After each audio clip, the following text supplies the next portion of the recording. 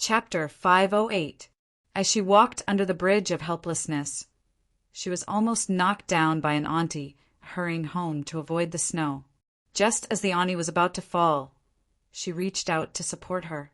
Only then did the auntie realize that there was a girl holding an umbrella under the bridge. After expressing her thanks, she looked at the girl's thin dress and worriedly asked, "Miss is wearing so little, aren't you cold?" Su Yurong shook her head and continued to walk into the snow with the umbrella. From the imperial palace to the southern part of the city, she saw streets of the past. After crossing a stone bridge, she saw the cornices of her home and the clearly newly painted walls. Even someone as calm as her Tao heart couldn't help but feel slightly perplexed at this moment.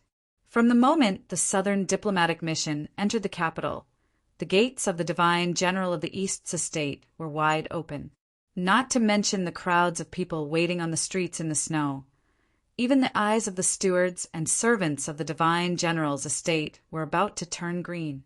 Su Yurong walked over with the umbrella. Under everyone's gazes, she entered the divine general of the East's estate. No one noticed how she had entered.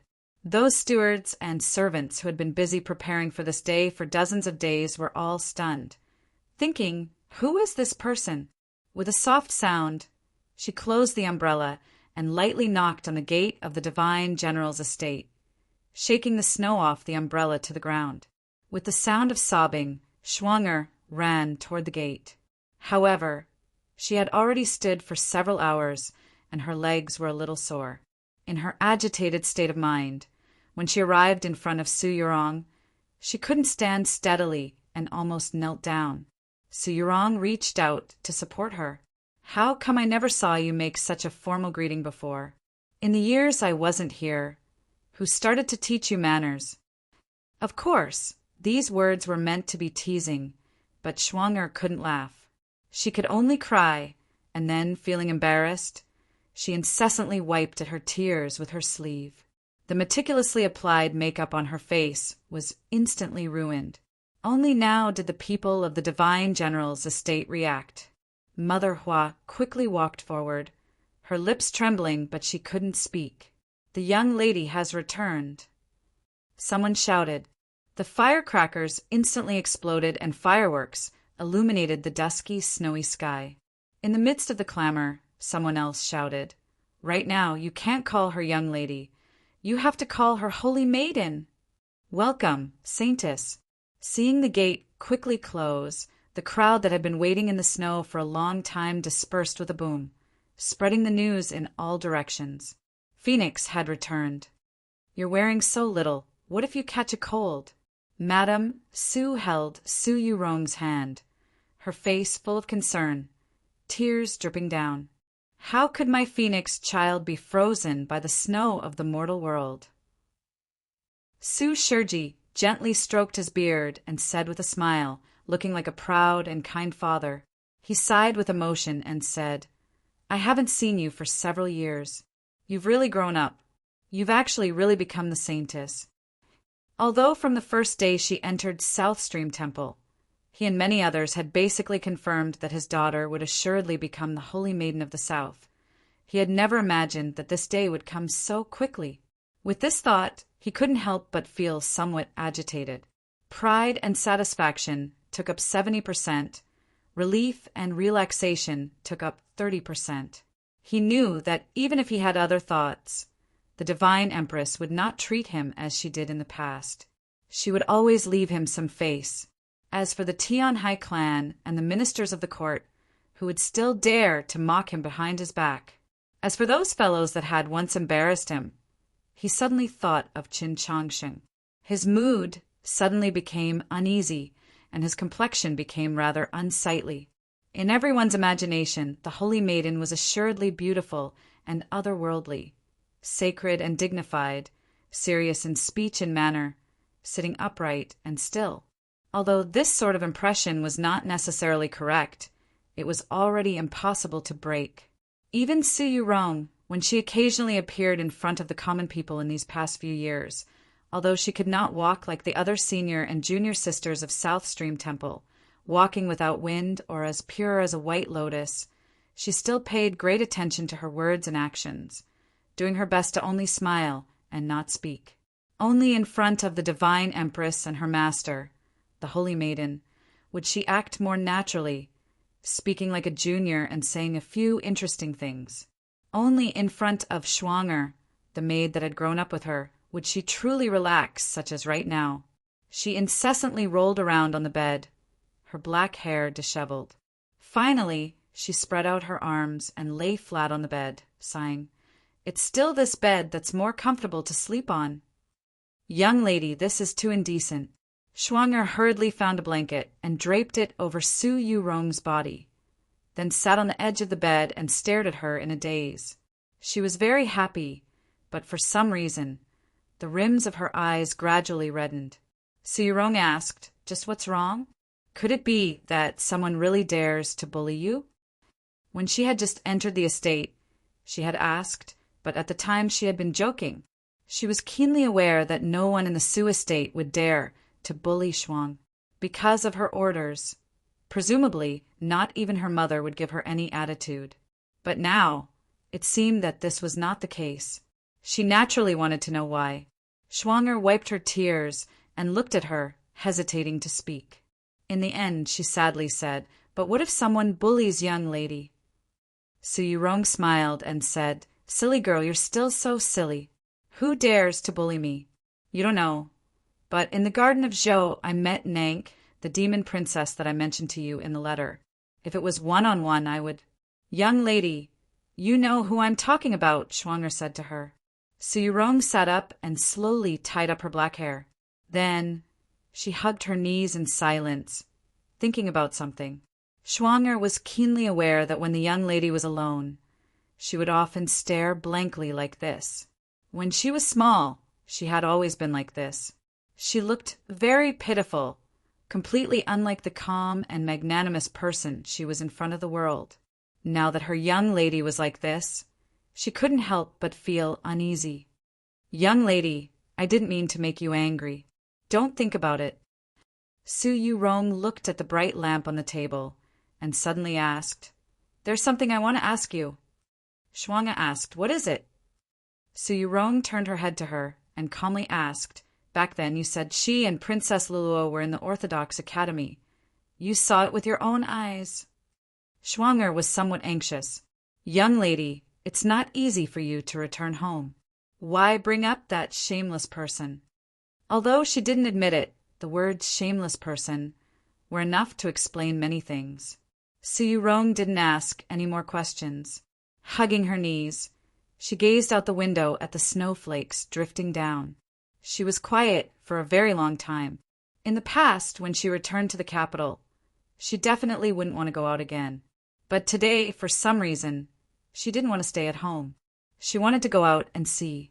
Perhaps it was because, compared to the last 2 times she returned to the capital was somewhat different.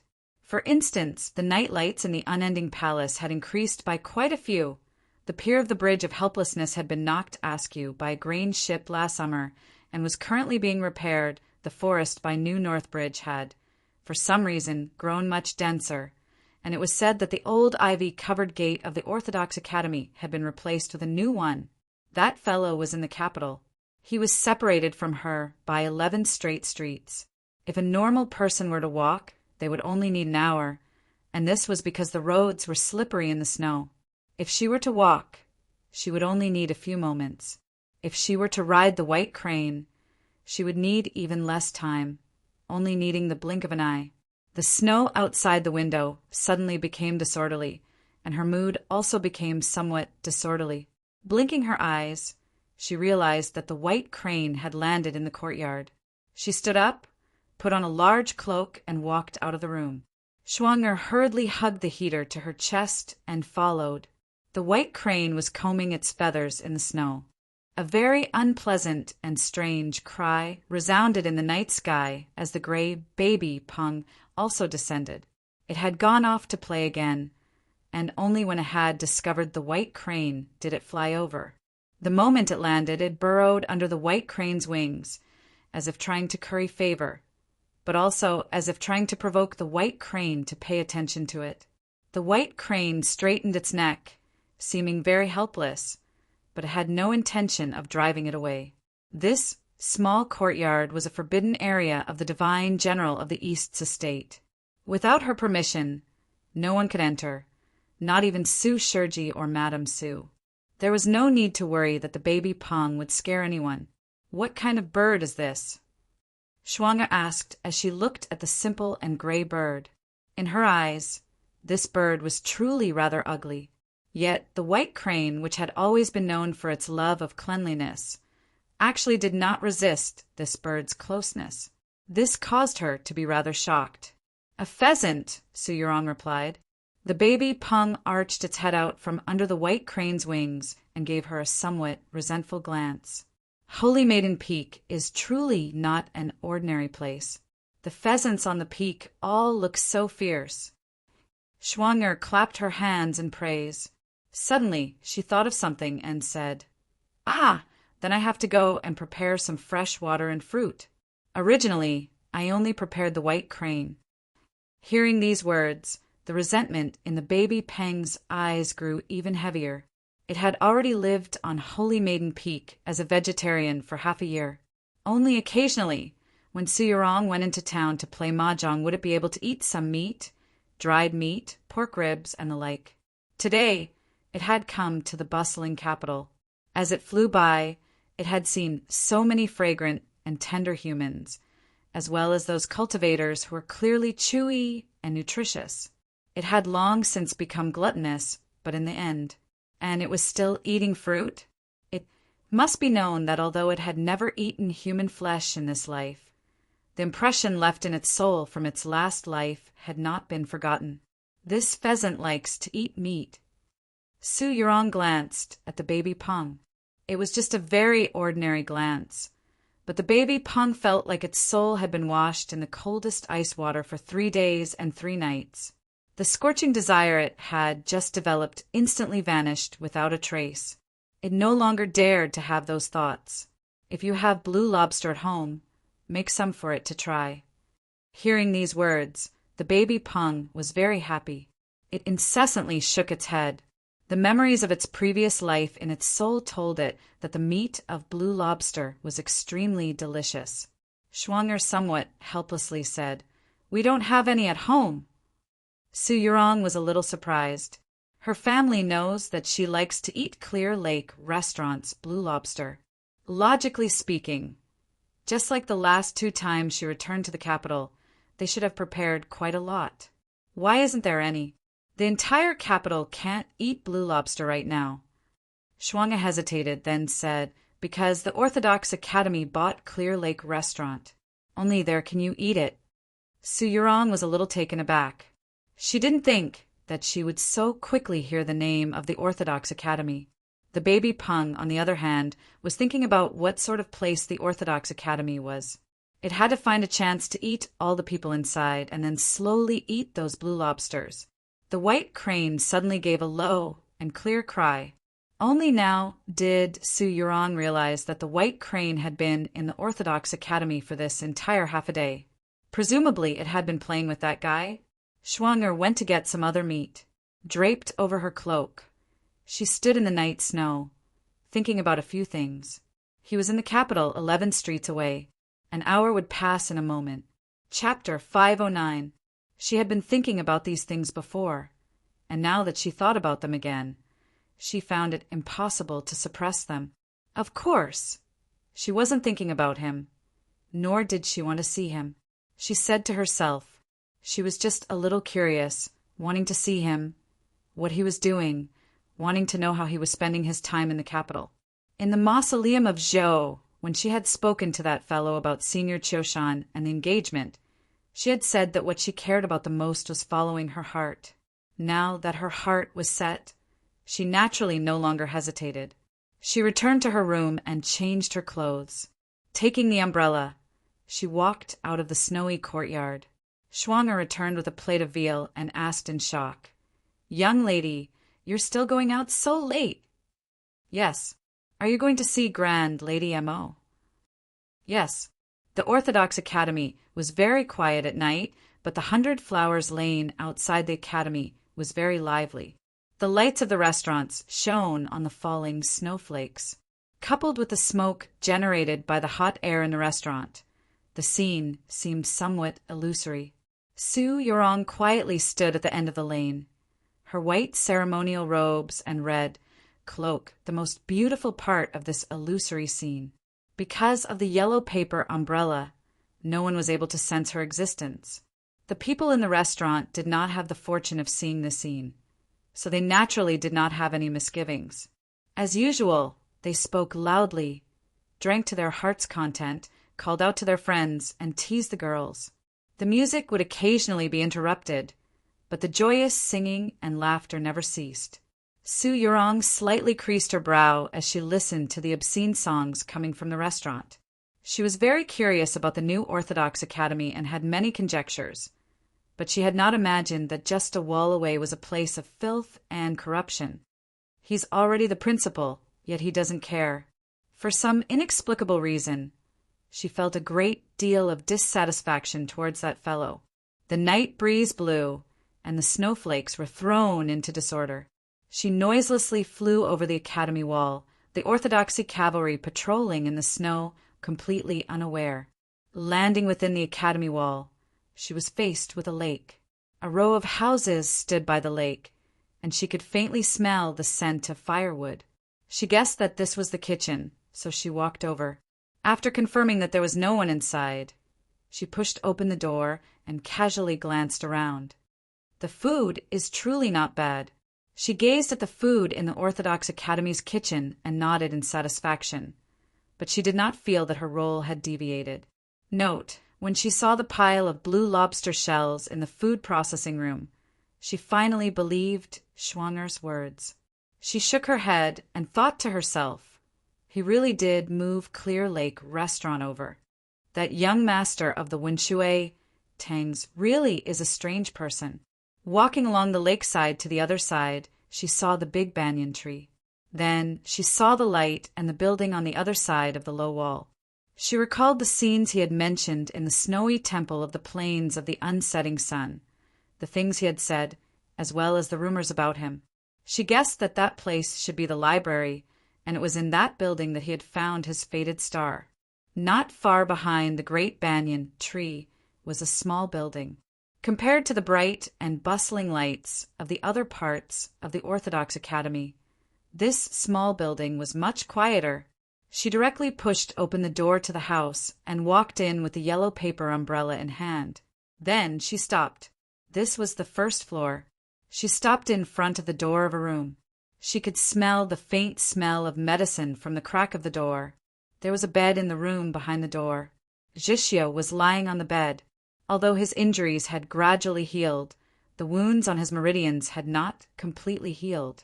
Therefore, he still needed to lie down quietly most of the time. Suddenly, he opened his eyes. He slowly turned around and looked in the direction of the door. His expression was grave and solemn, as if he was facing a great foe. His current expression was even more cautious than when he had faced the demon general couple in the garden of Zhou. His gaze fell on the door, and his pupils constricted. His right hand slowly moved through the bedding and gripped the demon commander's banner sword. The moment he gripped the hilt, many black hairs sprouted from the back of his hand, and his constricted pupils rapidly turned blood red.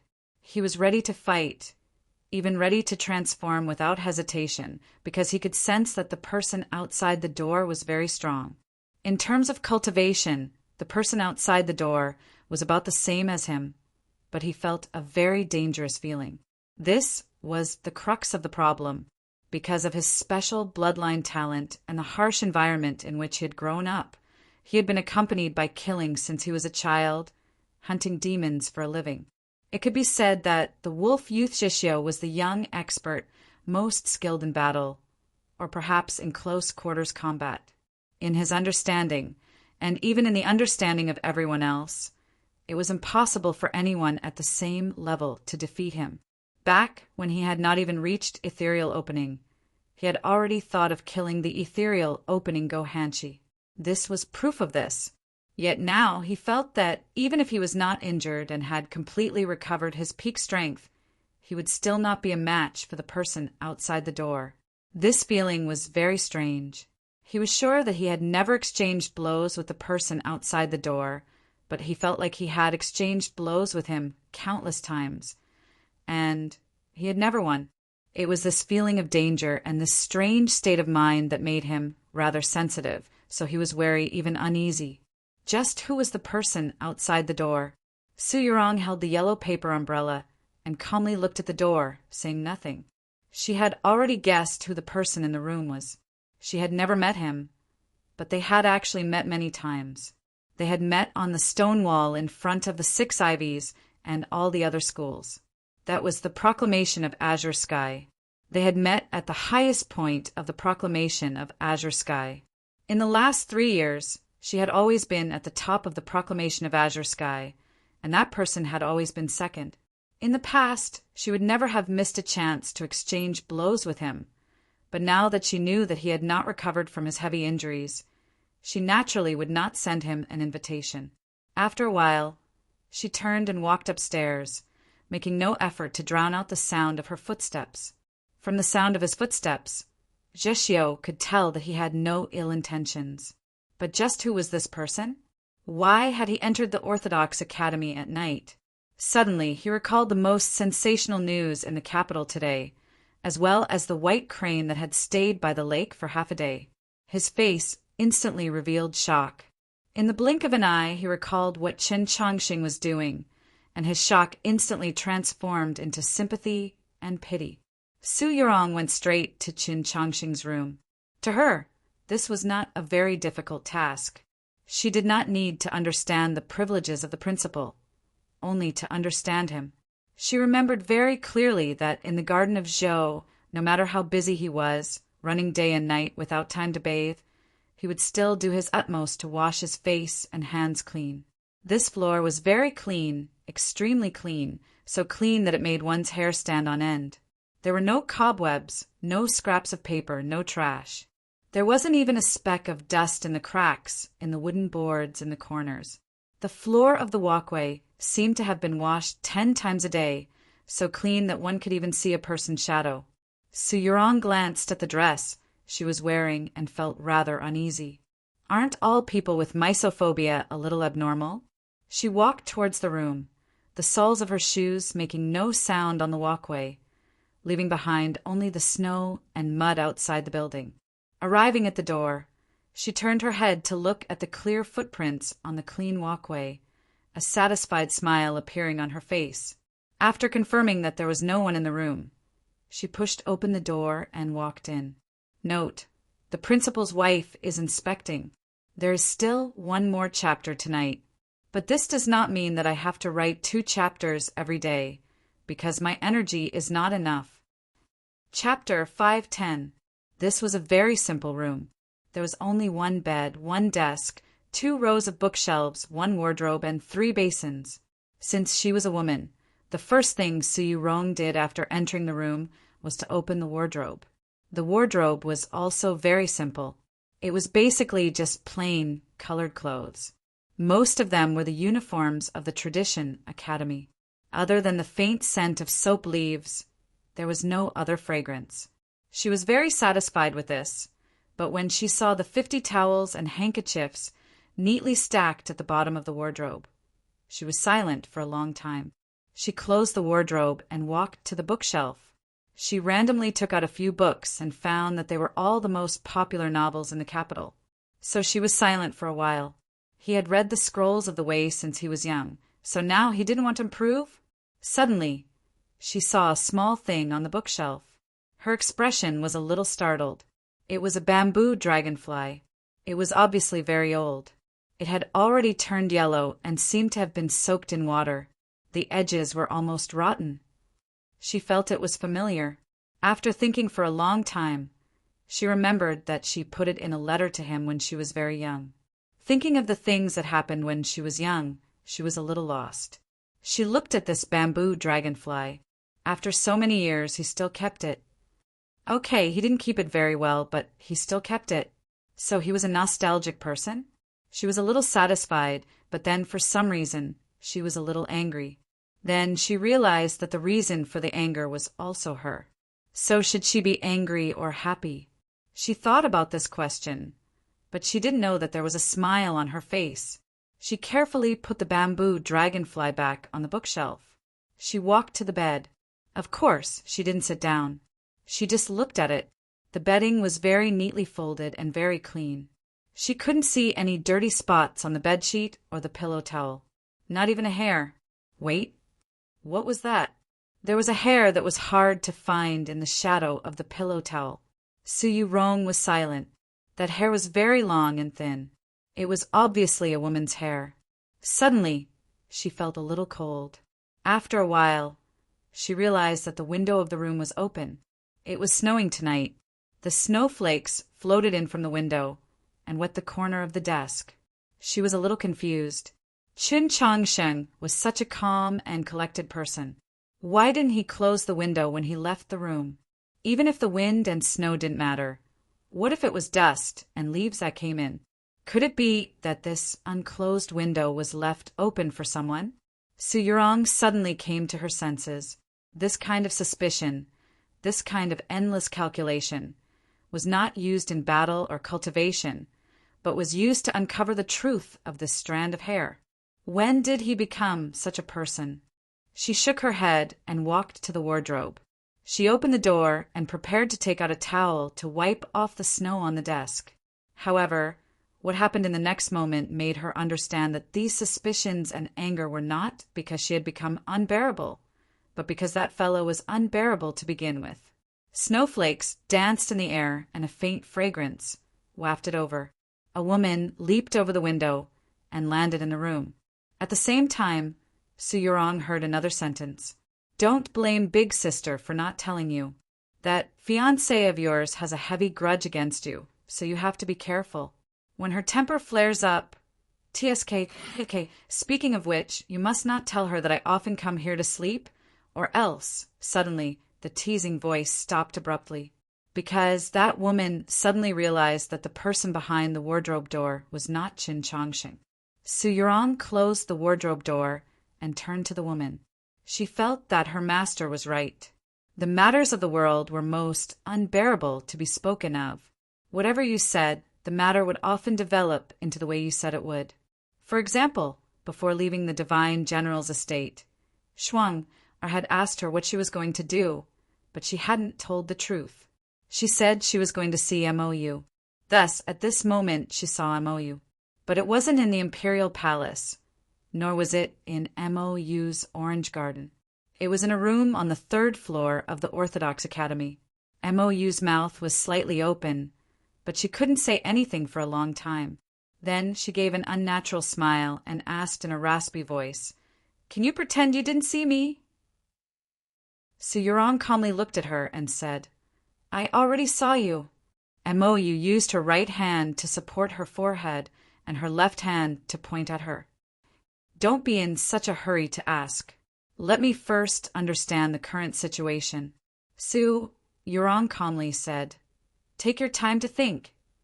At this moment, Mou was truly somewhat speechless. Her mind was in a mess. She originally wanted to take advantage of Su Yurong's return to the capital to tease Qin Changsheng. At the same time, she also really wanted to warn him. Who would have thought that she would run into the main character in Qin Changsheng's room? Moreover, she even heard those words. "First, we should come to an agreement. That is, you need to calmly listen to my explanation." Mou put down her hand and looked at her seriously. "That little temper, part was me speaking ill of you behind your back. But regarding sleeping, you definitely can't misunderstand." Su Yurong smiled and said, "Continue." Mou saw her expression and knew that she was truly angry. She sighed in her heart and said helplessly, "Sleeping is just sleeping. It's not the kind of sleeping you think." "Oh, then what kind of sleeping is it?" Su Yurong's smile became even more gentle. Mou helplessly said, "In any case, you definitely can't misunderstand." Su Yurong looked her up and down. She saw that she was wearing a red nightgown. Her feet were bare. Her black hair fell over her shoulders. It was slightly wet and had a few snowflakes. It seemed that she had just taken a bath. Yes, please tell me. How can I not misunderstand? Mo followed her gaze and looked at herself. Her heart skipped a beat. Last time, after Chun Chongsheng mentioned it once, she actually came here every time after taking a bath. It gradually became a habit. Tonight, she naturally came here like this too. Then, even if she jumped into the sea of stars, she wouldn't be able to clear her name. As the saying goes, after breaking a jar, one can often gain the upper hand by a show of strength. Mo was also like this. Seeing that she couldn't explain clearly, she became much more confident.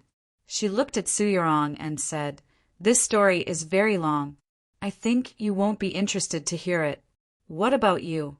I really want to hear your story. Why didn't you stay at home on your first day back to the capital? What did you do here?" Su Yurong walked to the window. She didn't speak and didn't look at her. The light from outside the wall fell on the snow and shone on her face. Mo looked at her beautiful face that even she was a bit jealous of. Her eyes moved slightly and she continued to ask, "The holy maiden's heart was moved?" Su Yurong looked at her and asked, "At that time you said in the letter that he and the little black dragon. Is it true or false?" "It's absolutely true. At that time, he and she were hugging each other." Mo saw that she could shift her gaze and didn't want to miss this chance. She wanted nothing more than to use the divine empress name to swear, but she suddenly thought of the previous matter and said uncertainly, "But just like when you saw me come in and heard what I said, what you see may not be the truth." Su Yurong said nothing and seemed to be deep in thought. Mo thought of something and asked in disbelief, "Why are you asking this? You're not really interested in him, are you? No wonder you came to see him on the first day back to the capital." "I have an engagement with him. Coming to see him after returning to the capital is a very natural thing." Su Yurong was very calm. Only the tightly clenched hands behind her back showed that she was actually rather nervous. And Mo didn't think that she would admit it so calmly. She said in slight surprise, "That's not what you said in the letter. In order to break your engagement, I paid a great price. You have to understand that Chun Chongsheng is no ordinary person. I offended the principal of the Orthodox Academy, the future pope. If you tell me now that you're really prepared to be together with him, I won't let you off." Su Yurong looked at her damp black hair and nightgown and calmly said, "The price truly isn't small, but he probably won't feel that this is an offense or offense, right?" Mo found it impossible to refute. Ashamed and indignant, she said, "Others don't know, but you and I both know that the Pope has already annulled the engagement between the two of you, no matter what happens between me and him. With what status do you have to care?" Su Yurong softly said, "You don't need to care." Mo was quiet for a while, then asked, "Just what are you thinking?" Su Yurong slightly lowered her head and softly said, "It's still better that you don't need to care." Only those who were most familiar with her knew that beneath her calm exterior, she was actually very weak. Mo looked at her and sighed, "Just suffocate yourself to death." Su Yurong calmly asked, "Where did he go?" Mo arched her brows. "How would I know? Don't really misunderstand." At this moment, the music outside the courtyard walls suddenly grew louder. Mo looked in that direction, and even the heavy snowflakes that drifted down with the night wind could not obscure her vision. She saw that the restaurant was brightly lit, and the dancers were dancing in the hall. "Don't be angry. He seems to be over there," she said to Su Yurong. Su Yurong looked over. Sure enough, on the highest floor of the restaurant, that fellow was currently drinking wine. At his side were 3 or 4 young men, and there were also many women walking around like butterflies among flowers. What an unrestrained man! She calmly gazed at the restaurant, quietly thinking. At this moment, she saw that the dancer dancing in the hall suddenly lose her footing and fall into that fellow's embrace for some reason. She found it somewhat difficult to maintain the tranquility of her Tao heart, and her chest began to rise and fall. If Su Yurong comes back, then she comes back. What are you afraid of, and what are you worried about? Don't have any psychological barriers. If you need to fight, then fight. In the restaurant, Tang 36 was holding a pot of wine and hugging a young female singer. He looked at Qin Chongsheng and said, "Men and women are equal. As long as you don't hold on to the outdated view that women can't fight, then you can fight." While he was talking, the young female singer in his arms raised her head and looked at him. Her eyes were filled with admiration and happiness. The singer next to Qin Chongsheng had a slightly bitter expression. It wasn't only because Qin Chongsheng was sitting too rigidly. From beginning to end, he didn't even touch a finger. It was also because the entire continent knew who the fiancée of the young principal of the Tradition Academy was. She was just a girl in a brothel. She didn't want to offend the divine general's mansion and that superior phoenix. "I prepare to lose. Do you think it's okay?" Qin Chongsheng suddenly said. As soon as he said this, the entire hall was silent. Chapter 511. Of course not. Tang 36 looked into his eyes and said, "You can lose face, but the Orthodox Academy can't. How will His Holiness speak in front of the Empress in the future? Don't forget, this isn't just your problem, but the problem of the entire Orthodoxy." This matter was known by the entire continent, so there was no need to avoid the singers and dancers. But the atmosphere inevitably became oppressive. Tang 36 wanted to improve Qin Chongsheng's mood. So he smiled and said, "And don't you want to strengthen the authority of the husband? Didn't you see how shocked the girls were when you said you were going to admit defeat?"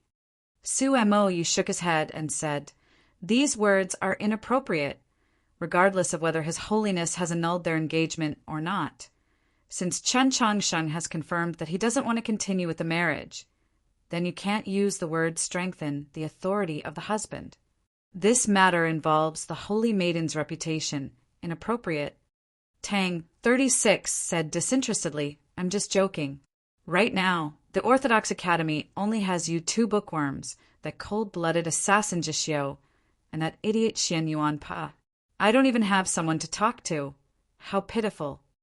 Saying this, he snatched the bowl from Qin Chongsheng's table and poured out the tea within, replacing it with strong alcohol from Western Pass.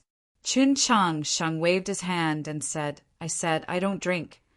Su Mo said, "The weather is cold and the night is snow. It's best to return early." Tang 36 felt very helpless and said, "I'm just helping him relieve some of his pressure, okay?" Today, the White Crane had landed by the lake and Su Yurong had returned to the capital.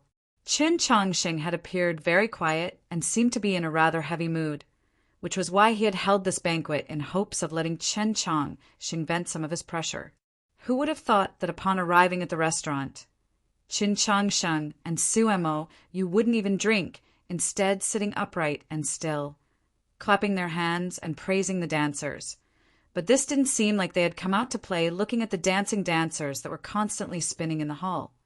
He suddenly broke into a smile, indescribably elegant and charming, causing the eyes of the young female singer in his embrace to fill with even more adoration. As he smiled, he slightly bent his finger and threw out a pine nut from the plate on the table. Without a sound, the pine nut hit the dancer's knee. It wasn't heavy, but the position was too sensitive. Before the dancer could stand still, she fell into Qin Chongsheng's arms.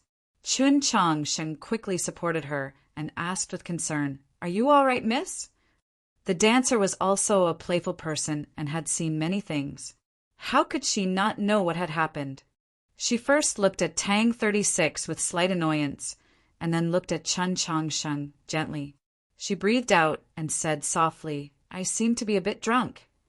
As she spoke, her arms naturally wrapped around Qin Chongsheng's neck and her entire body leaned into his embrace, with a soft body in his arms. Qin Chongsheng didn't feel ecstatic, he only felt a little uncomfortable and awkward. Just as he was about to politely help the dancer sit next to him, he suddenly felt as if someone was looking at him in the distant snowy night. That pair of eyes, that probably didn't exist. It wasn't cold, but it made his heart feel extremely uneasy. Therefore, in the next moment, purely subconsciously or even instinctively, he quickly raised his hands. He only wanted to show that he didn't have any improper thoughts towards the dancer. His hands also didn't touch her body, but he didn't realize how funny this action would be in other people's eyes. The restaurant was first silent for a moment. Then everyone burst into laughter. Especially Tang 36. He laughed so hard that tears almost flowed out. Su Yurong stood by the window and looked at the scene in the restaurant. When the dancer sat in Chen Chongsheng's arms, no matter how calm her heart of Tao was, she couldn't help but raise her eyebrows. Yet in the next moment, she saw Chen Chongsheng raise his hands high and heard the laughter coming from the other side of the wall. She also smiled, but she forced herself not to laugh. Mo saw all the changes in her expression and said, "If you want to laugh, laugh. What's there to hold back?" Su Yurong was still looking at the direction of the restaurant. She saw Chen Chongsheng's embarrassed expression. Hearing Mo's words, she finally couldn't help but laugh out loud. Ha ha ha ha! Mo was startled by her laughter. She covered her chest and said, "Are you okay? Why are you laughing like an auntie?" Su Yurong's laughter was a bit bold, or perhaps generous. In short, her laughter wasn't like a 16-year-old girl's. It was more like the Annie who sold youtiao and soy milk at the entrance of the 100 Blossom Street. More accurately, it was similar to the auntie who played mahjong with her in the small town. Su Yurong was a bit embarrassed. She pretended to be calm and said, "Look at him, he's like an idiot." Mo, you didn't have the time to look at Chen Chongsheng. She was already stunned just by looking at her. She remembered very clearly that when she saw Su Yurong for the first time, Su Yurong was only 5 years old. At that time she was still a little girl, but she always sat quietly, read and then cultivated. She was holy and quiet, just like a little saintess. When did she ever see her like this? "You can't really like that guy, right?" Mo was very surprised and also very worried. The banquet in the restaurant ended after this bout of laughter. Chen Chongsheng's group of 3 climbed over the wall and returned to the Orthodox Academy. Just as they entered the house, the door to the side opened. They looked over and were shocked to see Zheshio standing there, leaning on his walking stick. "You're finally in the mood to walk a few steps today?" Tang 36 teased. Zheshio ignored him. He looked at Chen Chongsheng and said she was here. "Who?" Chen Chongsheng was somewhat confused. "Su Yurong." After saying this name, Zheshio closed the door. It seemed like he was preparing to go back to sleep. The 3 of them were very surprised to hear this name. Looking at the tightly shut door, they knew that it would probably be very difficult for them to sleep tonight. Tang 36 walked back to the house and furrowed his brow as he looked around. Then he turned to Chen Chongsheng and said apologetically, "She might have seen us drinking wine just now. I'm sorry." Chen Chongsheng covered his face and said, "I said I didn't want to go, but you just had to pull me along." Tang 36 felt depressed at his appearance and said, "You're not planning on marrying her, and she doesn't necessarily want to marry you. What are you afraid of her for?" Only now did Chen Chongsheng react. He thought to himself, that's right. He felt that his act of covering his face just now was rather shameful. He forced himself to remain calm and said, "That's right, so what if she saw?" Tang 36 sneered, "Why are you pretending to be a man? If you have the ability, then put your hands on the girls." "I'm obsessed with cleanliness." Chen Chongsheng looked at him and Su Mou and seriously explained, "It's not that I think those girls are dirty. It's just that I can't get over that mental barrier." Tang 36 unhappily said, "Of course we know. It's not that you think they're dirty. You think everyone is dirty." Su Mou had been very quiet this entire time. Now he suddenly asked, "Why did the Holy Maiden come to the Orthodox Academy?"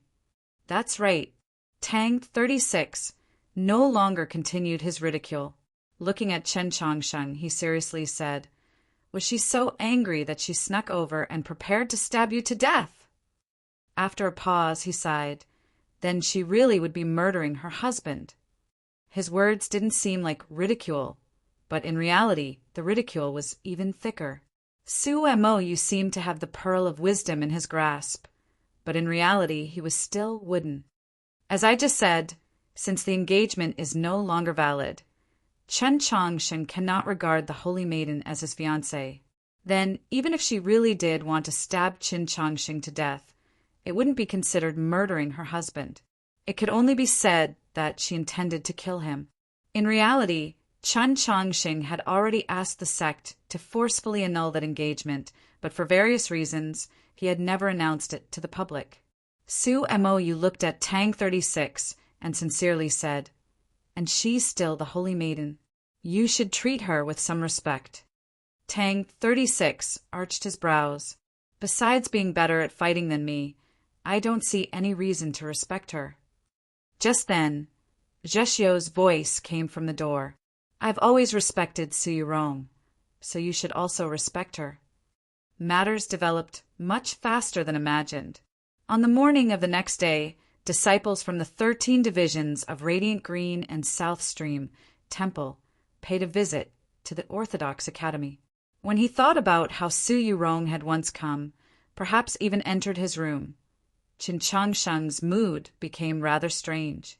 As a result, the quality of his sleep last night was uncharacteristically poor. When he appeared in front of the 3 disciples from the 13 divisions of Radiant Green and South Stream Temple, his eyes were rather dark and he seemed rather weak. The senior sister from South Stream Temple recalled the row of restaurants she had seen before entering the academy and began to speculate. She couldn't help but look at him with some contempt. Chen Chongsheng and Zheshio had once met this senior sister from the 13 divisions of Radiant Green in the Garden of Zhou, so they could be considered friends. She gave a somewhat embarrassed laugh, but without any idle chatter, she directly handed over the letter. Ever since the Orthodoxy began the all-school martial exhibition, the Orthodox Academy had received countless similar letters, but when Chen Chongsheng took this letter, he still felt it to be rather heavy. The letter was a common challenge, but the person was very special. It was Su Yurong. The battle that the entire continent had been anticipating for a very long time had finally arrived. Chen Chongsheng opened the letter and earnestly read through it. From the handwriting, he determined that it was probably not Su Yurong's own handwriting. There was also nothing special in the letter. The most important thing was the date and location. The date was 7 days from now. The location was on the Bridge of Helplessness. Please do not be anxious, because this has nothing to do with the progression of the plot, only with the speed of writing. The plot cannot be moved, so maintaining the rhythm is ultimately the most important. I am only worried that it will affect the mood of the students taking the college entrance examination. In order to prevent everyone from thinking too much about the future and increasing their anxiety, I report to everyone that Chen Su will still be in a few days. Nothing major will happen. Chen Su's victory will not be a tragedy. Spoiler over. Everyone can peacefully enter the examination grounds tomorrow and have fun for these 2 days. Chapter 512. For some reason, when Chen Chongsheng thought about how Su Yurong had come to challenge the Orthodox Academy as soon as she returned to the capital, not even wasting a single day, Chen Chongsheng felt rather gloomy. The 3 people from the 13 divisions of Radiant Green and South Stream Temple saw that he had received the letter and bid farewell. It was rumored that Chen Chongsheng had requested the Pope to forcefully annul the engagement. Although it had not been proven, he had never denied it. To South Stream Temple, this was unquestionably the greatest humiliation, so that senior sister had never been kind to Chen Chongsheng, even though he was now the principal of the Orthodox Academy. On the contrary, the younger junior sister didn't show any hostility towards Chen Chongsheng. Before leaving, she even looked at Chen Chongsheng and nodded, as if she had something to say. "That girl is rather strange," Tang 36 said. Chen Chongsheng put away the letter and asked, "A rather clean girl, what's strange about her?" Tang 36 said with a grave expression, "From start to finish, that girl didn't even glance at me. She only stared at you. She's called Yi Shaolian. She probably just entered the outer sect of South Stream Temple this year, Chen Changsheng reminded.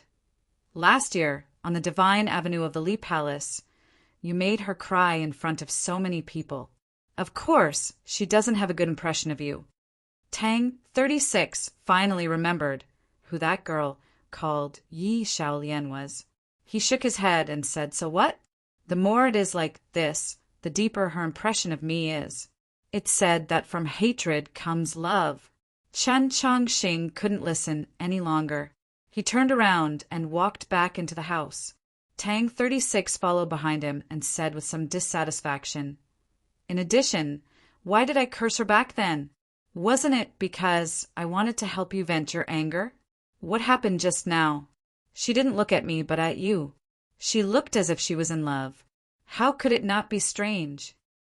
Chen Changxing did not turn his head. He said, let's not talk about this. Help me think of a plan for what to do next. Didn't we already discuss it last night? We just have to fight. Tang, 36, quickened his steps and walked to his side. He turned his head and said uneasily, you're not really thinking of admitting defeat, are you? Chen Changxing thought for a while, then shook his head. Tang, 36, reminded. 7 days later on the Bridge of Helplessness, don't hold yourself back just because she's pretty. Even though I know it's hard, seeing how unromantic you were last night, it's still possible. Chen Changsheng didn't understand why everyone, whether it was Su Shiji or Tang 36, were so sure that he would change his mind when he looked at Su Yurong. He had asked Tang 36 about this before. At that time, Tang 36's answer was quite simple, but today he seemed to be slightly more serious. I've never seen Su Yurong, but I've seen many people lose their lives after seeing her. He looked at Chen Changxing and said, just like your stainless sword, as long as it is sharp enough, sharp to the extreme, it can enter the tier of legendary weapons. A person, whether man or woman, as long as they are beautiful enough, beautiful to the extreme, is very frightening. The Zhou Yuan of the past, the young divine empress of the past, and the current Su Yurong are all such people. Chen Changxing couldn't understand the statement. Tang 36 said, just like a painting, a vase of plum blossoms, a lake of water in autumn, a mountain in the distance. If you think about destroying these, you will feel that it is a sin. Chen Changxing thought about the scenery and people he had seen on his journey from Xining to the capital and then to Hanzhou City, the plains of the unsetting sun and the rain in Xunyang City, the maiden on the plains and Wang Pa in the rain, and he had a rough idea. This highly anticipated battle was about to begin in 7 days. After hearing the news, the water under the Bridge of Helplessness seemed to have become a lot more turbulent. The fastest to react was still the 4 great markets. The influence of this battle was far too great. Many powerful figures would assuredly be present to spectate. Perhaps even the Divine Empress and the Pope would be present. The streets on the east and west sides of the Bridge of Helplessness began to be cleaned ahead of time. Presumably, when the time came, the imperial court and the Li Palace would have their own arrangements. So it would not be the 4 great markets' turn to build their awnings.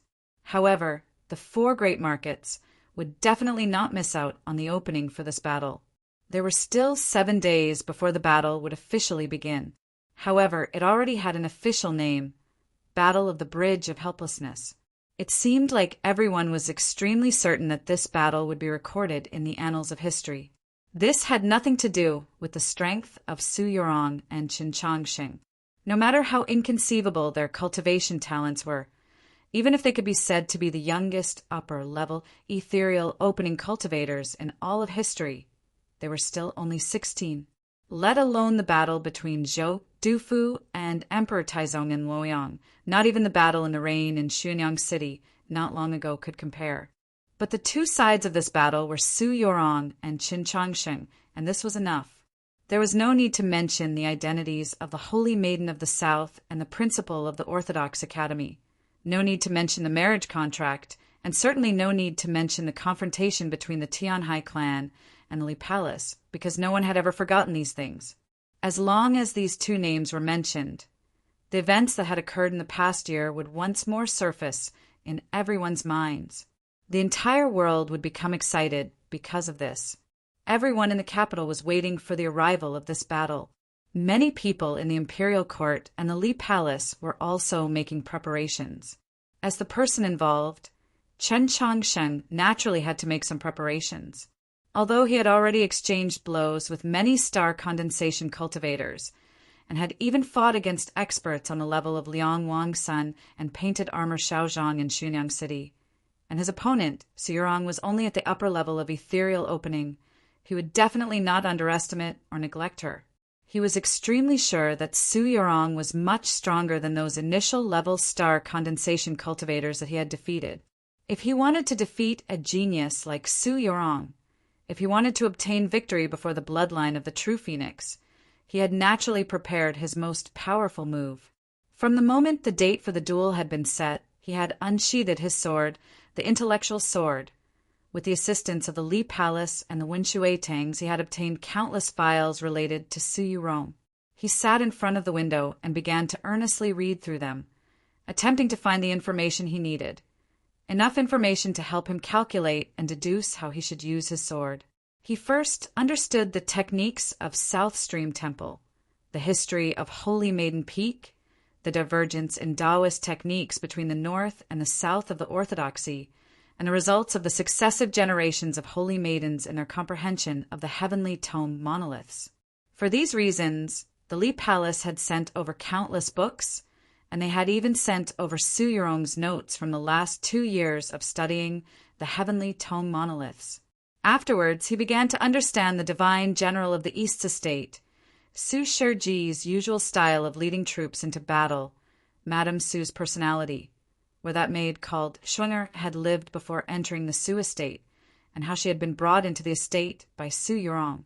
After he had completely understood and grasped all this information, he finally began the most important step, and that was to understand Su Yurong as a person. There was a lot of information about Su Yurong. Besides the Li Palace, the Winshui Tangs had also sent over 2 chests. However, if he excluded the information that everyone knew and a few actual battles, there was very little information that was truly useful. Moreover, the vast majority of it was rumors about her in the capital. After she entered Holy Maiden Peak, there were no more records. The more Chen Chongqing read through those files, the more he felt that he could not understand Su Yurong. This was not to say that Su Yurong was a very mysterious young girl. In reality, when she was young, many people of the capital had seen her with their own eyes. People had seen her jump into the canal from the stone bridge. After she had been rescued, people had asked her why she had jumped, and she had said it was because there was a moon in the water. People had seen her jump into that abandoned well on New North Bridge. After she had been stopped, people had asked her why, and she had said that there was a dragon in that abandoned well. There were many old people of the capital who had not forgotten a scene that often occurred in front of the Li Palace 10 years ago. When Su Yurong was still a little girl, she would often climb up the stone pillars of the Li Palace to look at the sun, laughing happily. The priests of the Li Palace below were both anxious and angry, but they did not dare to do anything. Even when they called for her to come down, their voices were always so gentle. From birth, she had been determined by the divine empress and the pope to possess the blood of the true phoenix. She was a treasure that the entire capital and the entire great Zhou had to protect, let alone climbing up the sacred stone pillars of the Li Palace, even when she frequently beat the Princess of Ping, who was several years older than her, until her face was swollen.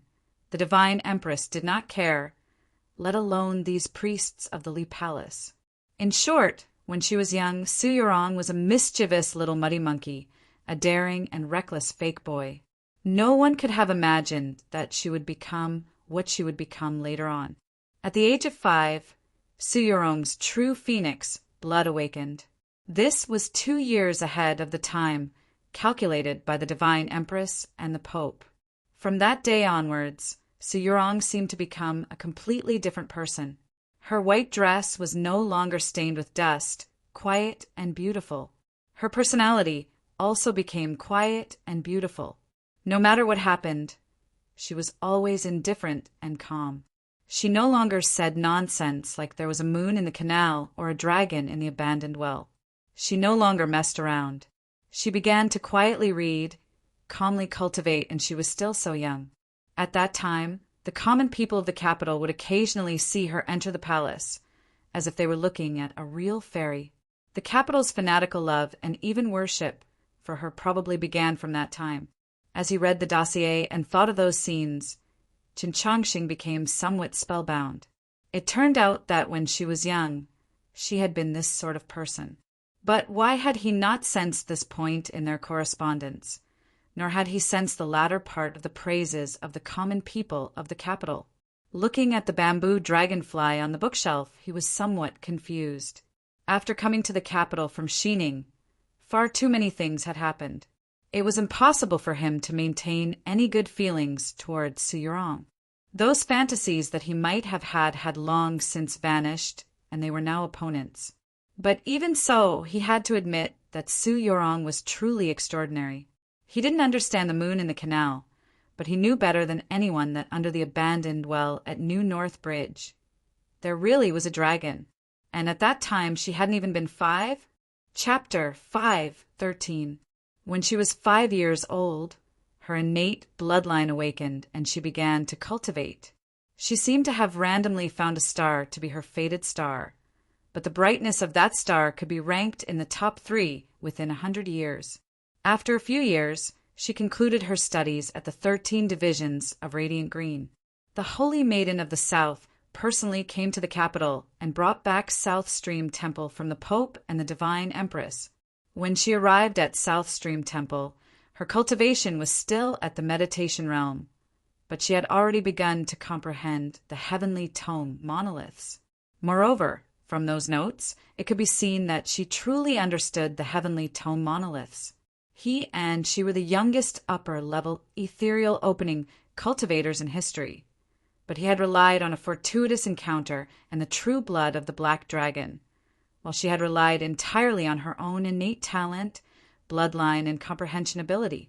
Just like Qiu Shanjun, she did not encounter any obstacles in the process of cultivation.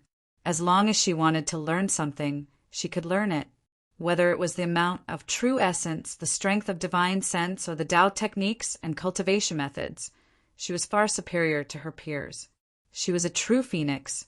Chun Chongsheng was silent for a long time.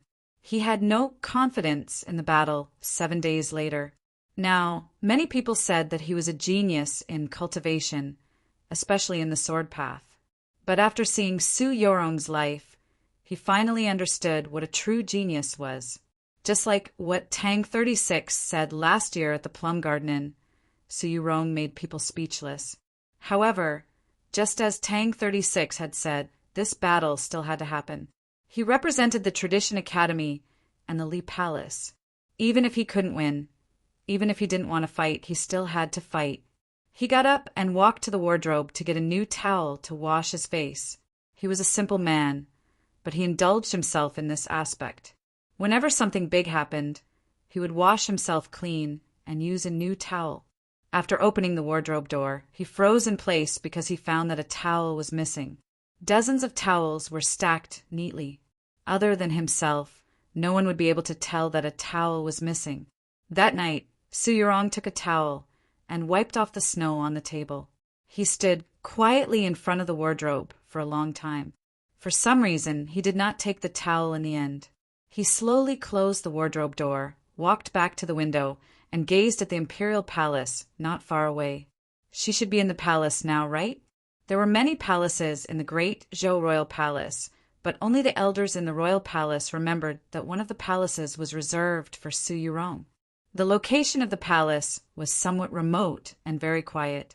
Furthermore, there was a particularly good garden, and the scenery outside the window was extremely beautiful. This was a matter that the Divine Empress had decided 10-odd years ago. Later on, when Su Yurong went to Holy Maiden Peak, the Princess of Ping wanted to move to that palace, but her wishes were not fulfilled. At this moment, Su Yurong was sitting in that palace. Outside the window, the snow was falling lightly, and the tree branches were dyed with frost. It was very beautiful, but she was not in the mood to admire the scenery. Her gaze fell on the natal chart in front of her. Her fingers gently slid across the natal chart. As she moved, the complex lines and patterns on the surface of the natal chart also changed. They gathered and dispersed like flowing water, and were as elusive as flowing clouds. Sometimes it even seemed like a heavenly book. Those lines that followed different trajectories represented countless conditions. At this very moment, they represented the history of the Orthodoxy, the legacy of the Li Palace, the past of the Orthodox Academy, Shang Xingzhou, the Pope, Suli, that rumored senior brother, Tang 36, Clear Lake Restaurant, and countless other information related to Qin Changsheng. Naturally, the sword styles that Qin Changsheng was most skilled in would not be lacking. The night gradually deepened, but she still calmly gazed at the natal chart, making deductions and calculations. After a very long time, the snow outside the window gradually stopped and the clouds in the night sky scattered. The starlight fell on the snow on the floor of the imperial palace, reflected into the room, and ultimately fell on the natal chart. She stood up, clasped her hands behind her, and walked out of the hall. The natal chart still quietly rested on the table. Under the illumination of the starlight, those moving lines and patterns gradually came to a stop.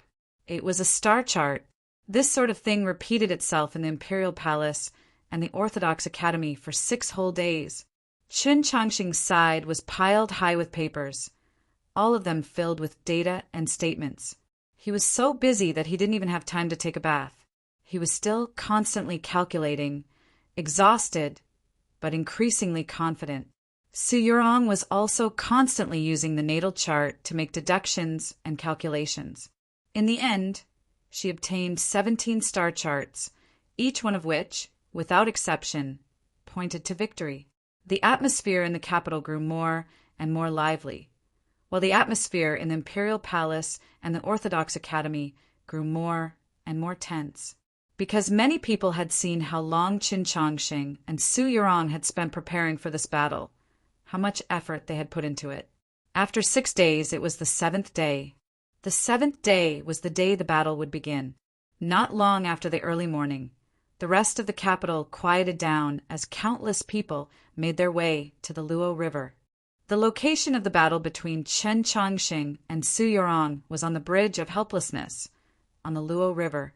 In everyone's view, this was the most suitable battlefield. It was not because the Bridge of Helplessness was a famous scenic spot, worthy of this battle that was bound to be recorded in the annals of history, but because of its position. To the west of the Bridge of Helplessness was the Li Palace, and to the east was the Imperial Palace. The distance between the two palaces was exactly the same. Choosing this place as the battlefield, there was undoubtedly a deeper meaning behind it, and it was also fair. Su Yurong had always lived in the Imperial Palace, and would probably leave the Imperial Palace soon, but Qin Changsheng didn't leave from the Li Palace, but rather from the Orthodox Academy. As per usual, he woke up at 5, calmed his mind for a moment before opening his eyes. Under Xian Yuan Po's earnest gaze, he ate 2 large bowls of beef noodles. With Su Mo's assistance, he put on the Orthodox Academy's uniform. Whether it was the length of the outer shirt exposed from the collar or the height difference between the hem of the uniform and the upper of the shoes, it perfectly met the most stringent requirements. Tang 36 didn't do anything. He only stood to the side, a toothpick in his hand, incessantly picking at his teeth, while at the same time grumbling about how today's beef stew wasn't soft enough. The gates of the Orthodox Academy slowly opened. Qin Changsheng, accompanied by Tang 36's group and the new students, walked through 100 Blossom Lane and onto the main street. Then, under the gaze of countless gazes, he walked towards the Luo River. At some point, a bowl of soy milk and tuyotiao had appeared in Tang 36's hands. Officer Xan, who was waiting on the street, saw this scene and helplessly shook his head, saying, "At such a tense moment, you actually haven't forgotten about this matter." Tang 36 said, "What's there to be nervous about? In any case, Only victory and defeat will be decided, not life and death. What's more, delicacies have always been above life and death. For some reason, upon hearing these words, Qin Changxing's mood became much calmer. But today, the entire capital was destined to not be calm. The news of Qin Changxing's departure from the Orthodox Academy, along with the slightly chilly winter wind, quickly spread throughout the capital. Qin Changxing left the 100-blossom lane. The students of the Orthodox Academy are all accompanying him.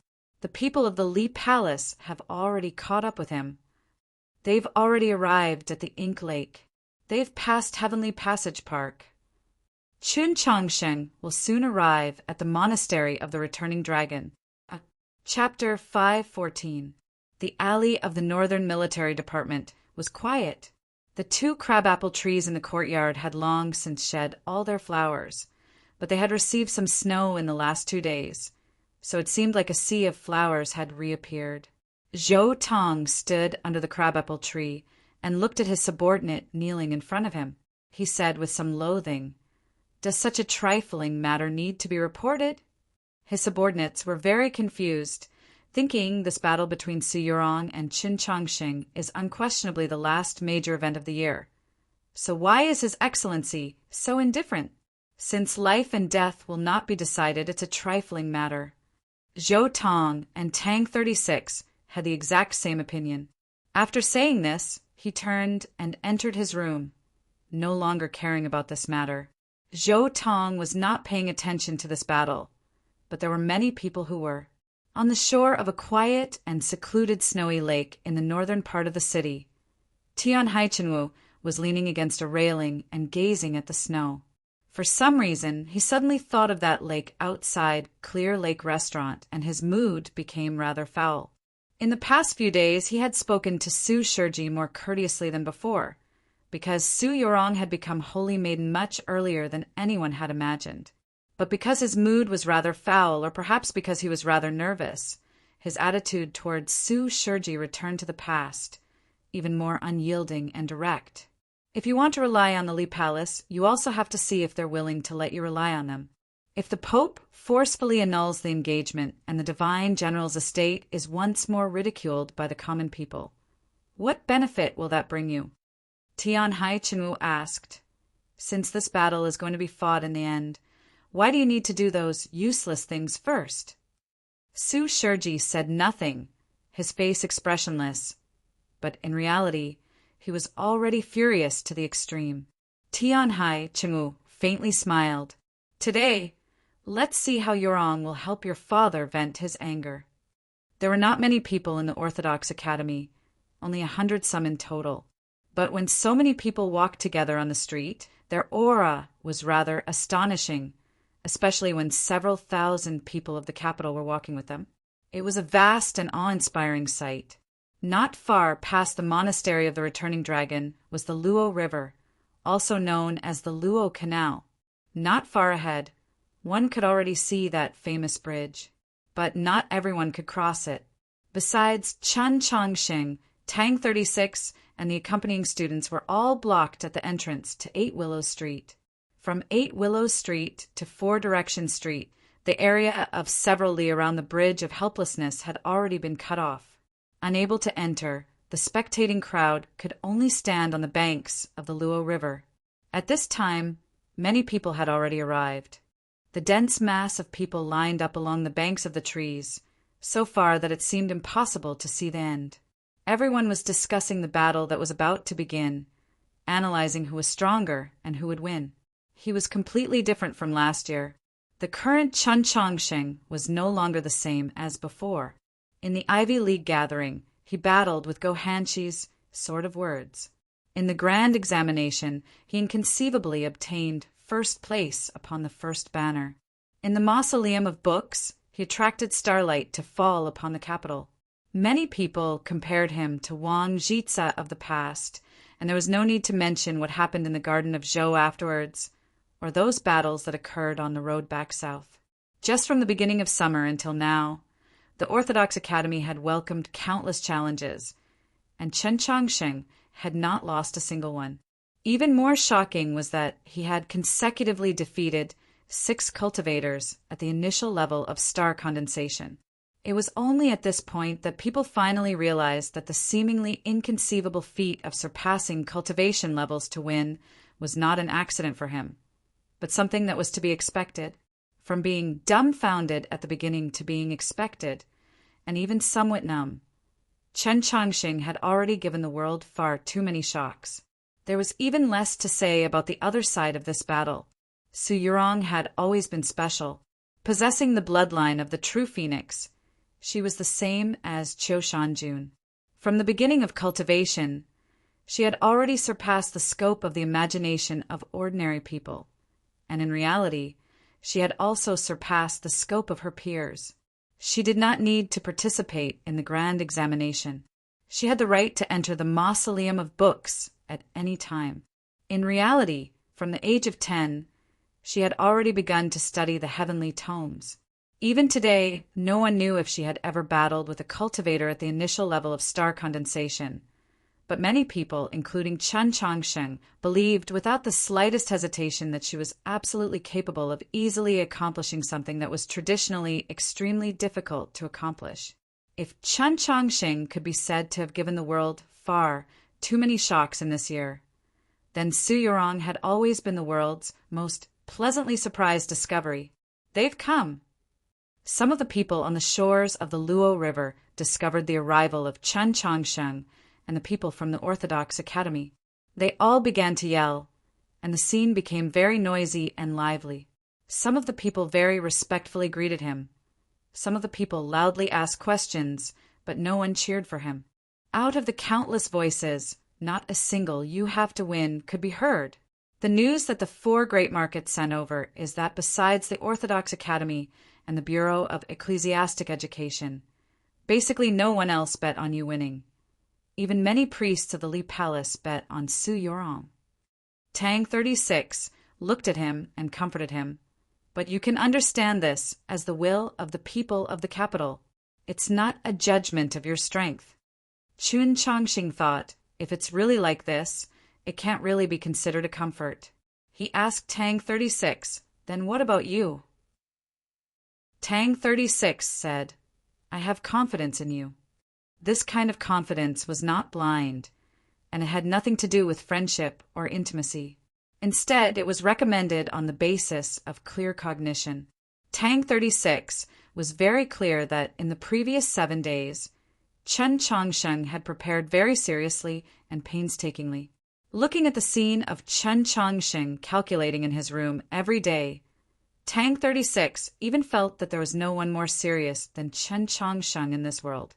As long as the stars were still bright, there was no reason for someone as serious as Chen Chongqing to fail. I suggest you bet on me to lose. Chen Chongqing patted his shoulder and then, under the guidance of the priest, walked towards 8 Willow Street. Looking at his back, Tang 36 wanted to say something, but in the end, he didn't say anything. He faintly felt that Tang 36's last words seemed to be pointing at something. Xian Yuanpe looked at his serious expression and asked in confusion, Just now you said that it doesn't matter if it's life or death. Why are you worried now? I'm not worried about whether he will lose or not. I'm worried about my silver. Tang 36 turned around and walked out of the crowd. Xian Yuanpe became even more puzzled and shouted, What are you going to do? Tang 36 didn't turn his head and said, I will go to the 4 great markets to cancel my bets. 8 Willow Street was very quiet. Aside from the priest who led the way, no one else could be seen. And when he reached the side alley that led from 8 Willow Street to the Luo River, the priest also stopped and extended his hand to invite Chen Chongqing. Chen Chongqing nodded and walked towards the side alley. Not long after, he arrived at the Luo River. Ascending the stairs, he arrived at the bottom of the Bridge of Helplessness. The Bridge of Helplessness was the largest bridge on the Luo River. The bridge was extremely wide, able to carry over 10 carriages side by side. The bridge was very tall but not steep. Compared to other bridges, it was very flat. Standing under the bridge and looking over, one would feel that the bridge was more like a plaza. Chun Chong Sheng walked onto the bridge, and not long after, he arrived at the very center of the bridge. There was no one on the bridge of helplessness, no one on the other side of the bridge, and no one on the other side. Even in the places that he could see, there was no one. It was very spacious and quiet. He stood on the bridge and looked at the flowing water under the bridge. He remembered something. 2 years ago, the pier of the Bridge of Helplessness had been hit by a cargo ship. The imperial court had spent a great deal of money to reinforce it with an array. That array was right under the bridge. Similarly, several of the important water gates of the Luo River had arrays attached to them. Only in this way could the surface of the water not freeze during the bitter winter, allowing the supply ships and merchant ships from the south to pass through as they pleased. But today, many places in the capital were under martial law, especially around the Bridge of Helplessness. The Luo River, which was normally a magnificent sight to behold, was very deserted today. Just like this bridge, there was not a single person, not a single ship. Just as he was thinking of these things, he saw a large ship slowly approaching from the lower reaches. This ship was truly very large. It was probably a military ship of the Great Zhou Navy. The uppermost deck was actually almost parallel to the Bridge of Helplessness. There were many people standing on the large ship, but there were relatively fewer people standing on the uppermost deck. Most of them were people that he recognized. With the soft sound of water, the large ship slowly stopped and dropped its anchor. It was still around a li from the Bridge of Helplessness. Chun Chong Sheng could clearly see that on the uppermost deck of the large ship stood several fully armored divine generals. He recognized Xue Xingchuan and Fei Dian. Since Xue he had actually returned, Su Shiji would naturally not be missing. There were also the administrators of the Ivy Academies. In the very center was the current principal of the Heavenly Tao Academy, Zhuang Jihuan. Even further in front were the important figures of the imperial court and the orthodoxy. He saw Mao Chuyu, Ling Haijiwang, Dao Siyuan, the Minister of Rights, MOU, and Prince Chenlu.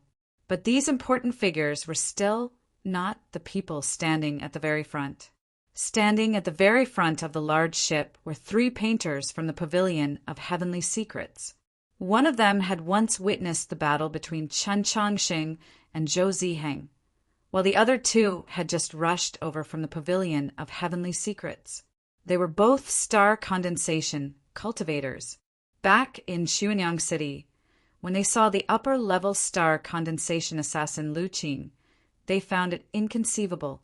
Then these 3 star condensation painters, Chun Chongsheng, looked at the people on the ship. The people on the ship looked at him on the bridge. Dao Siyuan said, "Although I've always felt that he's just messing around, he's still the principal of the Orthodox Academy. I just hope that when he loses, he won't look too ugly." On the side, Mao Chu calmly said, "To speak of victory and defeat before the battle has even begun is too early." On the side, Ling Haijiwang expressionlessly said, "Victory and defeat have already been decided." In the view of these peak star condensation experts, who were only a step away from the divine domain, any detail before or during the battle was enough to affect the final outcome. Ling Haijiwang believed that since Chen Chongqing had arrived first, he was doomed to lose. There was still some time before the appointed battle, but he had arrived so early. Perhaps this meant that his mind was not calm enough. Moreover, he was currently standing alone on the Bridge of Helplessness. Even if he wanted to calm his mind, it would still be very difficult, because he was waiting, and waiting meant being passive. These moments on the bridge required thinking to fill in, but before a great battle, thinking too much was never a good thing. It's not necessarily good, but it's not necessarily bad.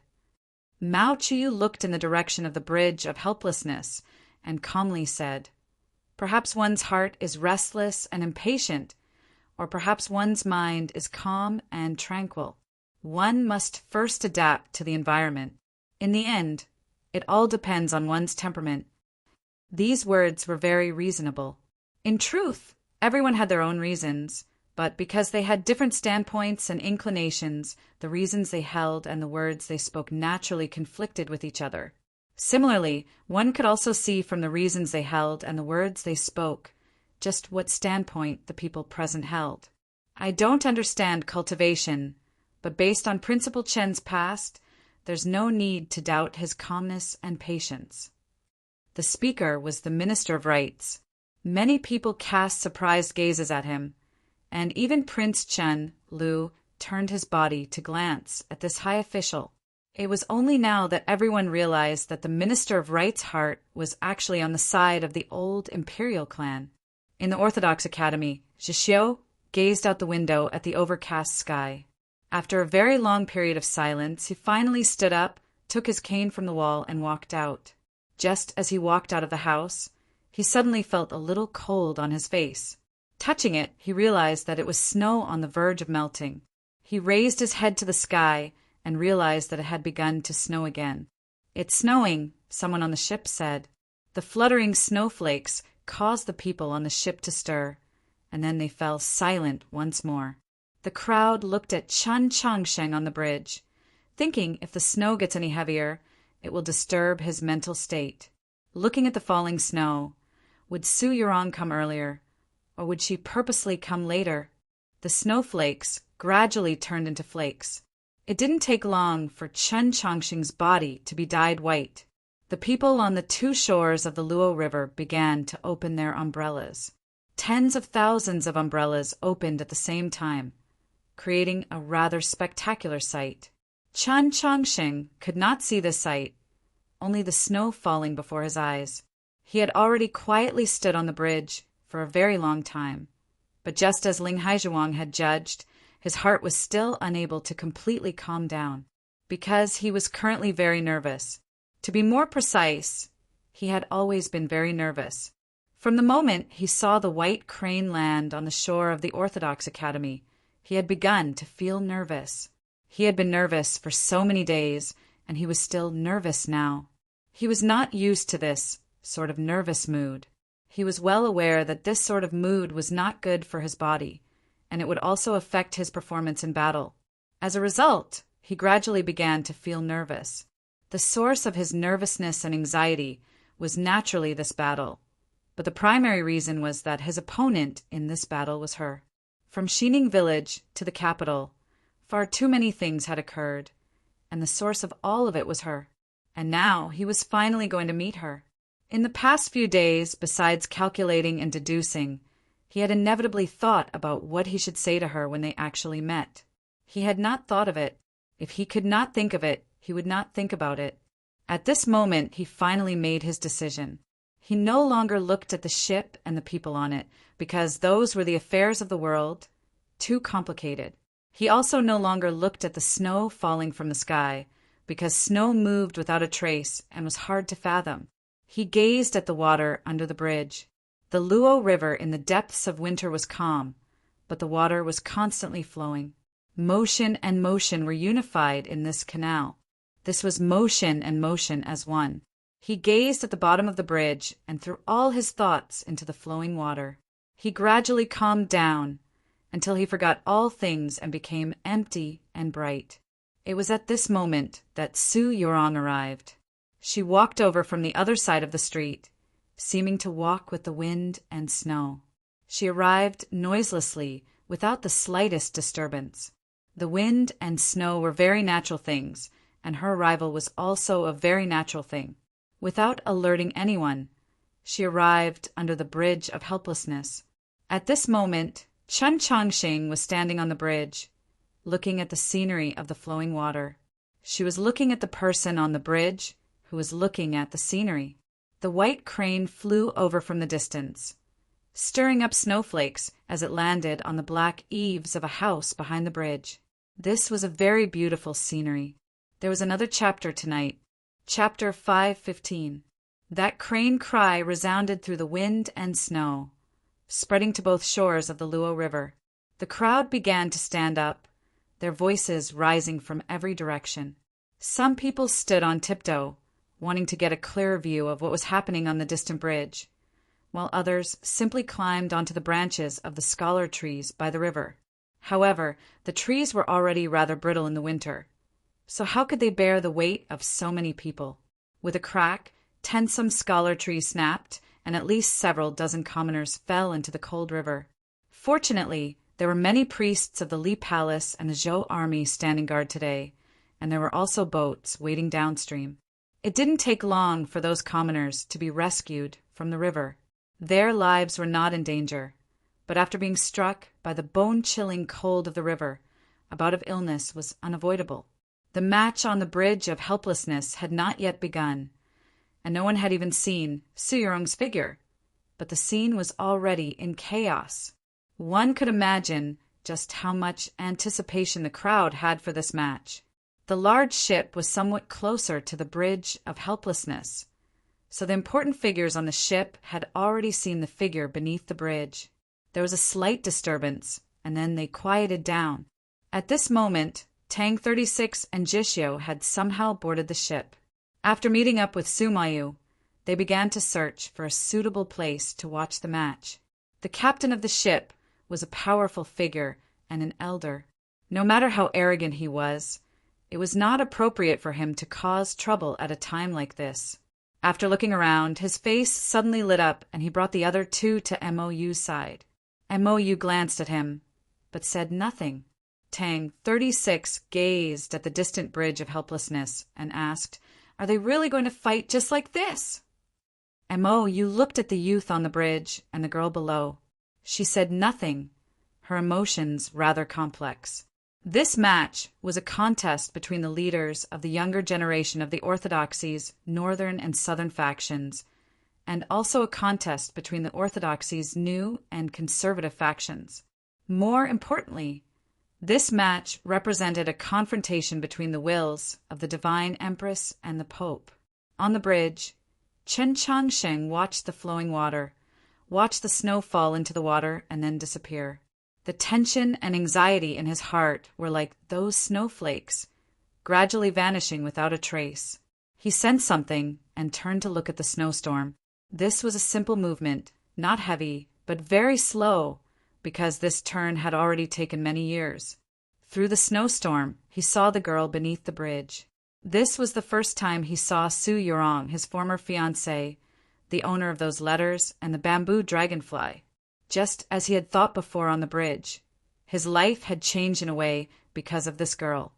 Too many things had happened because of her, but this was the first time they had met. Before meeting her, he had already heard far too many things about her and praises for her, but he would still wonder just what she looked like. Did she have long, black, and beautiful hair? Was she really that beautiful? Right now, he could not see her face, could not see her black hair, but he discovered that the person standing under the bridge in the snow was exactly the same as he had imagined. She wore a white dress and didn't hold an umbrella. Instead, she wore a curtain hat with a gauze hanging down from the brim of the hat, covering her face. He could only vaguely see some of it.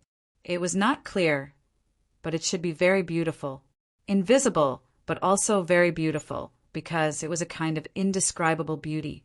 Yes, even if her face was covered by a veil, just by standing there quietly, she made people feel that she was indescribably beautiful. She stood in the snowstorm as if she could disappear with the wind and snow at any time. She didn't belong to this world.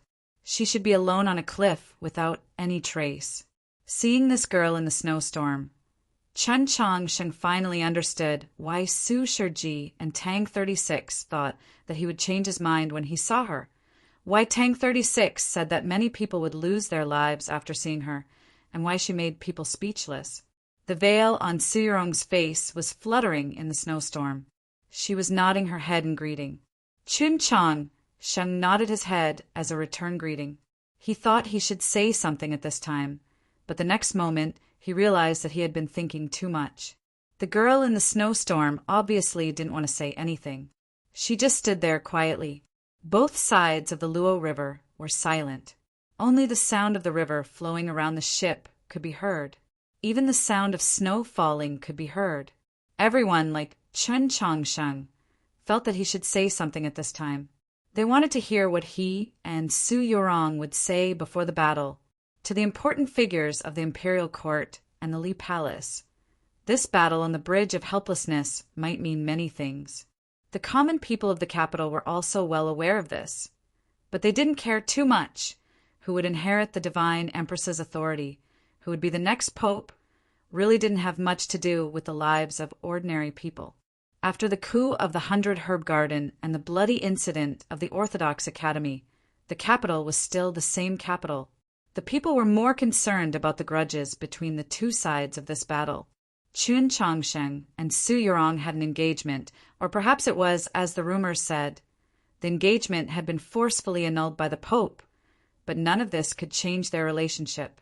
They were originally engaged, should have been husband and wife. This made people sigh with sorrow. Last autumn, because of this engagement, the people of the capital had besieged the Orthodox Academy and cursed Qin Changsheng like a dog. They had even invented a special proverb.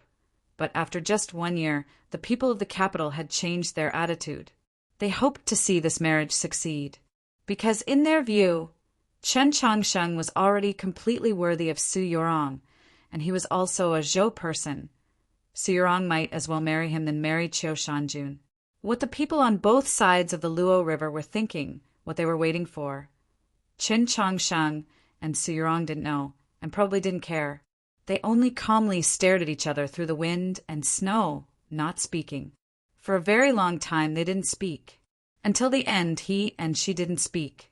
The silence of the Bridge of Helplessness, in the end, could not be broken. It was only awakened by a movement. Su Yorong extended her hand and gripped her sword. The sword she used was obviously not a normal sword, but a famous sword.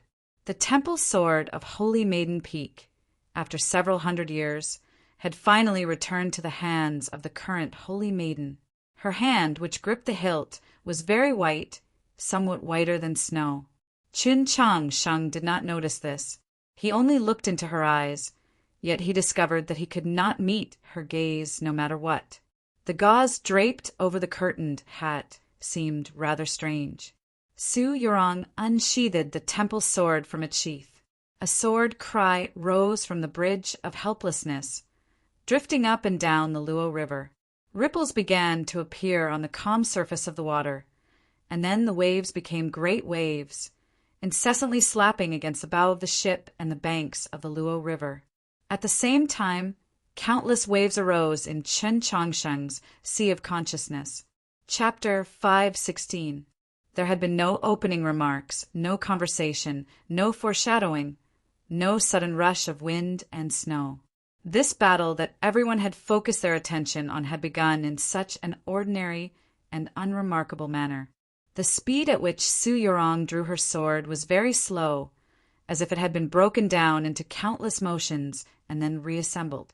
As the temple sword was unsheathed, the blade imbued with true essence constantly collided with the scabbard, giving off countless cries of swords. When they came together, it was a long and archaic sword cry. The sword had not yet been completely unsheathed, but it had already been unsheathed. Her sword was the sword cry on the Bridge of Helplessness. The sword cry entered Qin Changsheng's ears and entered his sea of consciousness. He could not see it, but he could clearly feel it. The people on the two shores of the Luo River could hear this sword cry that was like a wave. A few students of low cultivation on the ship were affected by this sword cry and instantly paled. The Southern Sea sword cry. Ling Haizhuang looked at Su Yorong on the Bridge of Helplessness and said, "Myriad waves rise with the sword. The Holy Maiden cultivated in the Southern Sea last year and truly did comprehend something." Mao Qiu said nothing, only slightly creased his brow. The sword cry drifting over the Bridge of Helplessness caused Tang 36 and Jeshio's expressions to subtly change. Su Yorong had not even truly drawn her sword, but she already had such momentum. Could Qin Changsheng deal with her? Mo Yu slightly arched her brows.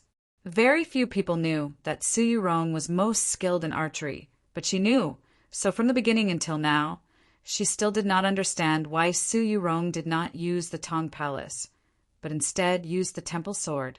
Was it because she looked down on Chen Chongsheng? Suddenly, she thought of a possibility. Su Yurong wanted to defeat Chen Chongsheng in the path of the sword that he was most skilled in, directly shattering his ideals of cultivation, directly shattering his chances of becoming pope. The sword cry resounded over the bridge of helplessness. The snowflakes descending from the sky were unaffected, but Chen Chongsheng was different. Because of this sword cry, his sea of consciousness seemed to be stirred up by a furious storm, massive waves surging to the heavens. His spiritual sense became extremely unstable, even showing faint signs of collapse. Just the act of unsheathing the sword contained such power. In the information that Chen Chongsheng had looked up, there wasn't any mention of Su Yurong's most proficient battle style, but in the recorded battles, she had displayed the 4 words, myriad technique mastery. Only now did he confirm that Su Yurong's cultivation on the path of the sword was actually so profound. Although her cultivation level was still far below that of a grandmaster like Su Li in terms of comprehension of the principles of the world, she was not the least bit inferior. This sword hum contained the truth of the world. It was a storm that came from the South Sea. Chen Chongsheng looked at her sword, mobilized his divine sense, and forcibly suppressed the storm in his sea of consciousness. In reality, the speed at which Su Yurong drew the sword wasn't slow, but because it was too clear, the scene seemed a little slow. The process of the temple sword leaving its sheath seemed like a very long journey. Finally, the temple sword reached the end of its journey. The winds and waves of the Luo River grew even more violent. Chen Chongsheng's sea of consciousness was being assaulted by this sword cry and was on the verge of becoming unstable. At this moment, Chen Chongsheng appeared. Clang! The bridge of helplessness instantly fell silent. The stainless sword left its sheath and stabbed at a snowflake in the sky. This sword was not a real attack, but a slash through the air. Even the snowflake that the tip of the sword pointed at was not affected in the slightest, continuing to slowly drift down to the bridge. But the sound of the sword rang out.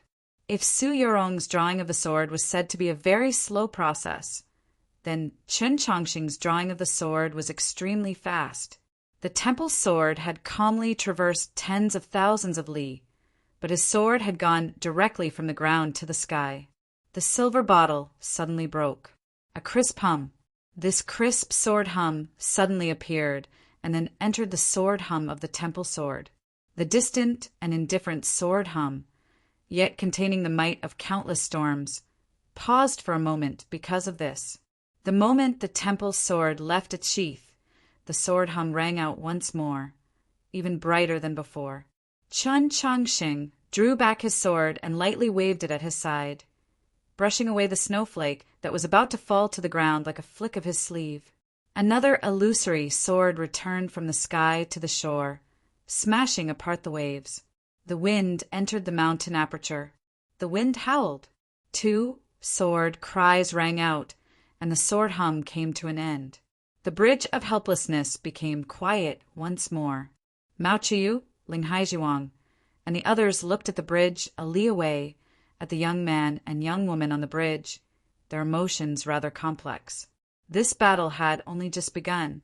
Chen Chongsheng and Su Yurong had only unsheathed their swords. Yet the mysteries and dangers hidden within were no less than a battle between 2 cultivators at the initial stage of star condensation. The people on the great ship asked themselves, if they were the ones in the past, would they have been their match? The final conclusion made them sigh with sorrow. Perhaps, while Su Yurong was drawing her sword, they would have been defeated. As for those who practiced the way of the sword, when they saw the previous scene, they were even more agitated and felt an endless sense of defeat. They thought to themselves, compared to Su Yurong and Chen Chongsheng, could their swords even be called swords? What sort of sword is this? Someone in the crowd asked. No one answered this question. Mao Chiyu sighed. Chen Chongsheng's response is truly a genius. People like them could naturally see that Chun Chongsheng was using South Stream Temple's Descent of Heavenly Music. This sword style, called Descent of Heavenly Music, was actually a sword dance from Holy Maiden Peak's Southern Sacrifice to the Starry Sky. It did not have any real power and was rarely used in battle. But Chun Chongsheng's use of it at this moment was the perfect choice. Because this sword style and Su Yorong's South Sea sword cry came from the same source, and it was also the most capable of calming the mind of the user. As the descent of heavenly music, the cries of the sword became rhythmic, clashing with Su Yorong's South Sea sword cry. Even the greatest storm would naturally calm. Taoist Ziyuan sneered. Everyone knows that using the descent of heavenly music to dissolve the South Sea sword cry is the best choice. I really don't know what sort of genius this is. Mao Chiu calmly replied. The problem is that not everyone can learn South Stream Temple's sword style, and if they had the chance to learn it, who would want to learn this sword dance from sacrifice to the starry sky? Taoist Ziyuan said nothing more. As one of the 6 prefects of the orthodoxy, he had an understanding of many of South Stream Temple's sword styles, and he had also learned 2 extremely powerful sword techniques, but not even he knew the descent of heavenly music. Just like what Su Li and Chun Chongsheng had discussed in the wilderness, learning a sword style had never been an easy task. It was not as if you could see the sword moves used by your opponent and then memorize them. Even if you learned the opponent's sword style, you needed to have a corresponding method of circulating true essence to coordinate with these sword moves. Only when the 2 fused into one could you be considered to have learned the sword style. Chun Chongsheng did not have the method of circulating true essence for the sword styles of South Stream Temple, but he had other methods. From teaching Luo Luo last year to saving Xianyuan Pa and Jishio, through his understanding of the demi-humans and demi-humans, coupled with his own reflections over the past few years, his alternative method was already extremely mature. Even Su Li was somewhat astonished. Through this alternative method, the sword styles he used would definitely have their power greatly weakened, but in terms of sword intent, they would be almost completely duplicated. The descent of heavenly music he used before had originally been derived from sword intent. 1 sword cry, 2 sword cries. The wind and snow on the bridge of helplessness remained the same.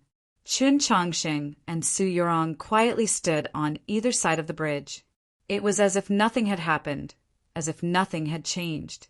In reality, the change had already taken place. They both gripped their respective swords. Gripping a sword naturally meant attacking. Amidst the drifting snowflakes, Chun Chongsheng's figure suddenly vanished. In the next moment, he appeared in front of Su Yorong, already extremely close. A faint cry of alarm came from the distant ship. When facing a powerful opponent like Su Yorong, any sort of foreshadowing or scheming was meaningless. He could only completely display what he was most skilled at and then see if he could defeat his opponent. So he did not hesitate to use the Yesher step, and then he used the Heavenly Tao Academy's Sword of Hithering Light. This was the fastest of all the sword styles he knew, just like how the Yesher step was the fastest. Su Yorong's first sword was a profound and mysterious one. His first sword didn't ask for anything else but speed. There was a crackling sound. The air on the bridge of helplessness seemed to be pierced. A bright sword glow illuminated the falling snow and the gloomy sky. It also illuminated the white gauze hanging from the edge of Su Yorong's hat. The edge of the sword stabbed towards Su Yorong's left shoulder. Another cry of alarm came from the distant ship. Chun Chongsheng's sword was incomparably swift. The edge of the sword pierced through the air, even faster than sound. And yet, it was not faster than Su Yorong's sword. At some point, the temple sword had already appeared in the snowy sky, accurately and calmly striking the stainless sword. There was a clang of the sword, worthy of the bloodline of the true phoenix, possessing unimaginable strength, naturally possessing unimaginable speed. No matter how fast the Heavenly Tao Academy's Sword of Hithering Light was, how could it be faster than a phoenix with a wingspan of 10,000 li. What made Chen Chongqing even more shocked was that when the two swords clashed, he realized that Su Yorong had used the flat of the sword. The flat of the sword faced the wind. Of course, it was not as fast as the edge of the sword piercing through the air, but her sword had arrived first. If Su Yorong did not block this sword and directly competed with him in speed, would he have been able to pull back his sword in time? This was something that had not happened, so he did not know.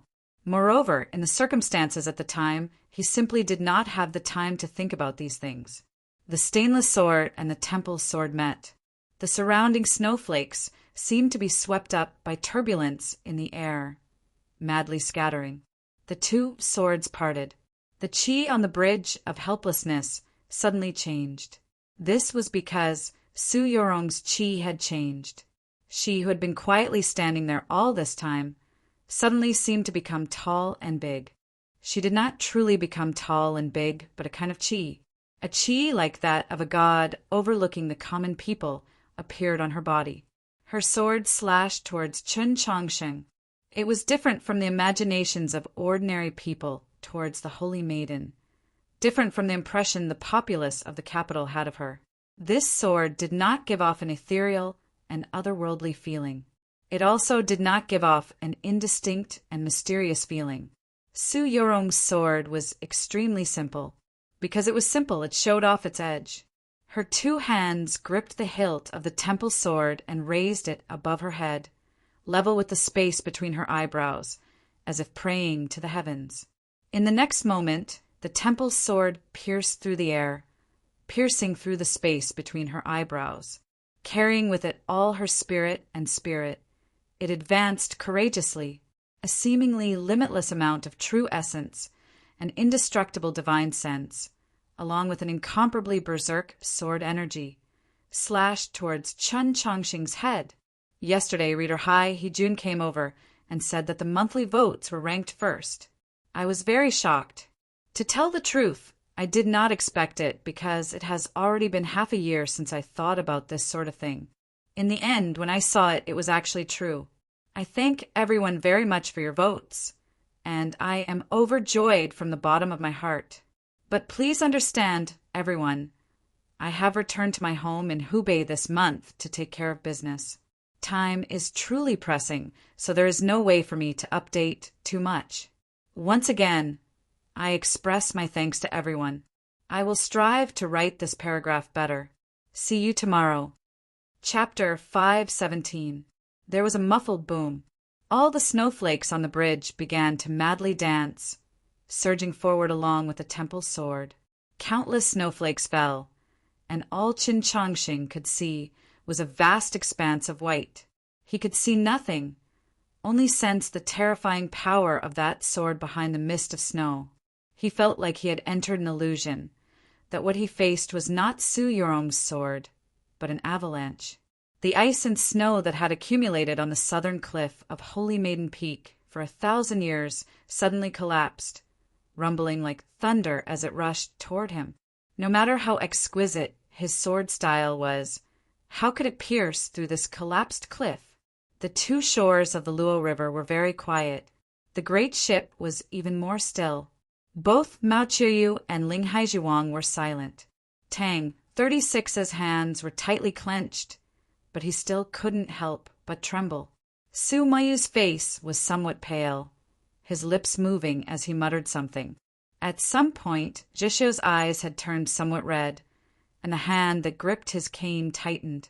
All of this was because of the mist of snow on the bridge of helplessness and that sword behind the mist of snow. Tang 36 and Su Mayu were well aware that they could not receive the sword. Unless they used their life-saving magical artifacts, they would either be heavily injured, or, and this was Su Yorong's first sword in its truest sense, which also meant that they could not even receive a single sword from her. This fact was somewhat difficult for them to accept, but they had to accept it. Zheshio was different from what they thought, but he had to admit the terror of Su Yorong's sword. Her innate bloodline was truly too powerful. Besides Qiu Shanjun's true dragon bloodline and Luolua's white emperor bloodline, who else in the world could contend against her? Even those peak star condensation experts, standing at the bow of the ship, only a step away from the divine domain, could not help but admire Su Yurong's talent. It was said that cultivating the Tao was a gift bestowed by the starry sky to intelligent beings. So wasn't Su Yurong this gift itself? But interestingly, even at this moment, even when they saw Su Yurong's powerful sword like an avalanche, no one was worried about Qin Changsheng, whether it was Tang 36, the people of the Orthodox Academy, or anyone else. Yes, Qin Changsheng's innate bloodline might have been very ordinary, but from Xuanyang City to the capital, the many initial-level star condensation experts that had fallen to his sword had long since proved that he was no ordinary upper-level ethereal opening expert. Su Yurong's sword momentum was like the collapse of a cliff, like the avalanche of snow. Most terrifying of all was still her temple sword that had arrived with the snowstorm. Just like how no matter how fast his sword was, it couldn't be faster than Su Yurong. No matter how strong Su Yurong's sword was, it couldn't directly break through him. He calmed his mind, held the sword horizontally in front of him, and raised it to his eyebrows. His movements were very natural, just like how he had raised his sword 30,000 times in the past 6 months. The horizontal stroke of the sword was a single character. The cliff was firm, the iron chain reappeared, and the dam was firm forever. This was the stupid sword that not even Su Li had been able to learn. The avalanche came. The wind was mournful, and the snowflakes were like arrows. The temple sword, accompanied by wind and snow, heavily struck the stainless sword. This time, when the two swords met, there wasn't a crisp sword cry, but a loud bang. It was as if the gods in the sky were holding an iron hammer and smashing it heavily on an iron chopping board. All the snow on the bridge was blown into the air. The Luo River beneath the bridge rose and fell with it. The temple sword slashed down. An unimaginably majestic energy fell upon the body of the stainless sword. The avalanche of 10,000-year-old snow broke through the seemingly sturdy cliff and rushed into the great river, where it began to incessantly batter against the iron chains and the dam. With an ear-piercing noise, the stainless sword slightly bent. The stupid sword that Qin Changsheng had never broken through ever since he had mastered it actually showed signs of crumbling. He had long since been prepared for this. At some point, his left hand had gripped the vault sheath, and with a clang, the sheath wrapped around the edge of the stainless sword. His left hand gripped the sheath, his right hand gripped the hilt, and he held it horizontally in front of him to receive it. The rumbling continued without end. The torrential rain pounded without end. Clack, clack, clack. The sound of something hard shattering resounded through the snowstorm. In the snowstorm, one could see Qin Changsheng's figure constantly retreating. The snowstorm gradually subsided, the Luo River calmed, and the bridge of helplessness became clear once more. Su Yurong gripped the temple sword and calmly gazed across from her, still saying nothing. On the hard surface of the bridge of helplessness were two distinct ravines. Qin Changsheng stood at the end of these two ravines, his feet sunken, a pile of gravel piled up behind him. His shoes and pants had been completely shredded, making him look rather wretched. He suddenly began to cough, coughing uncomfortably. It was just one strike. He had suffered internal injuries. The crowd on the two shores of the Luo River could not clearly see what was happening on the bridge. They could only see the sudden explosion of the snowstorm and the dust that followed, and countless cries of alarm. The great ship was still quiet. Not even Ling Haizhiwang and the others mocked or ridiculed Qin Changsheng, because no matter how wretched he was, whether he was injured or not, he had still received this strike. This was enough. These experts could clearly see that not even an ordinary initial-level star condensation cultivator would be able to receive Su Yurong's great avalanche. This was the terrifying aspect of an innate bloodline. Even if one's cultivation was lower, they could still rely on the quantity of true essence and the strength of their spiritual sense to crush them. Qin Changsheng gazed at Su Yurong, his gaze falling upon that white gauze. As expected, he still could not see through it. He could not see through her. He knew that Su Yorong was very strong, but he had not imagined that this young girl, who gave off an elegant and refined feeling, would be powerful to this extent. She had even surpassed the boundaries of tyranny, faintly possessing the aura of a king. Was the phoenix truly a natural king? He had experienced their battle in the plains of the unsetting sun and the conversation of cultivators in the snowy temple. He had once believed that someone like Lady Chu Jian was already the most talented of cultivators, and that Su Yorong would at most be on par with her. But now it seemed that she was even stronger than Lady Chu Jian. Su Yorong slowly walked through the snowstorm, her right hand casually holding the temple sword. She was like a fairy descending from the clouds. It was very difficult to associate her with that terrifying avalanche strike from before. The calmer and more indifferent she was, the easier it was for others to feel that she was undefeatable. How could he defeat such a powerful opponent? Chun Chongqing had pondered this question for many days, prepared for 7 whole days. There was a light clack on the bridge of helplessness. The stainless sword was inserted into the sheath. It was not being sheathed, but rather that the hilt and sheath were connected, so it naturally could not hide its edge. On the contrary, the blade suddenly elongated, revealing its edge. When he was facing Zhu Luo in Shunang City, he had done this as a form of respect to his favorite senior Yu Rin and Wang Pa, and also as a form of respect to her in the snowstorm. A sword intent appeared on the bridge of helplessness in the snowstorm. The appearance of this sword intent was very sudden, but there was nothing strange about it. On the contrary, it seemed especially open and above-board, as it should be, giving off an upright feeling. This sword intent was very straight, very direct. This sword intent was very hot, very fervent. I will do my best to write a bit more tonight, but the update will truly be very late into the night. Everyone, there is no need to wait. Chapter 518. This sword is rather unusual. As he stood at the bow of the ship and gazed at the stone bridge a li away, sensing the sword intent, Ling Haizhuang's expressionless face finally began to show some signs of change. Taoist Siyuan replied, "Principal Shang's disciple is naturally unusual." The sword intent Qin Chongqing had released was very powerful, but it was not enough to shock powerful experts of their level. The change in his emotions stemmed from the 2 meanings fused into the sword intent. This sword intent was very hot. Qin Chongqing was well aware that whether it was the quantity of true essence or the strength of his spiritual sense, he was far inferior to Su Yorong, who possessed the bloodline of the true phoenix. Thus, he immediately ignited the fire in his heart. This battle had just begun, and he had not even truly used his sword. If he did use it, he would definitely use his strongest sword. A strand of spiritual sense fell on the 10,000 li of snowy plains outside his ethereal palace, and the snowy plains simultaneously began to burn. The bridge of helplessness also began to burn. Not a single flame could be seen, but one could feel the temperature rise. In an instant, the snowflakes descending on his body melted, transforming into water in the air and splashing onto his body and the bridge, washing away all the snow that had been on his body.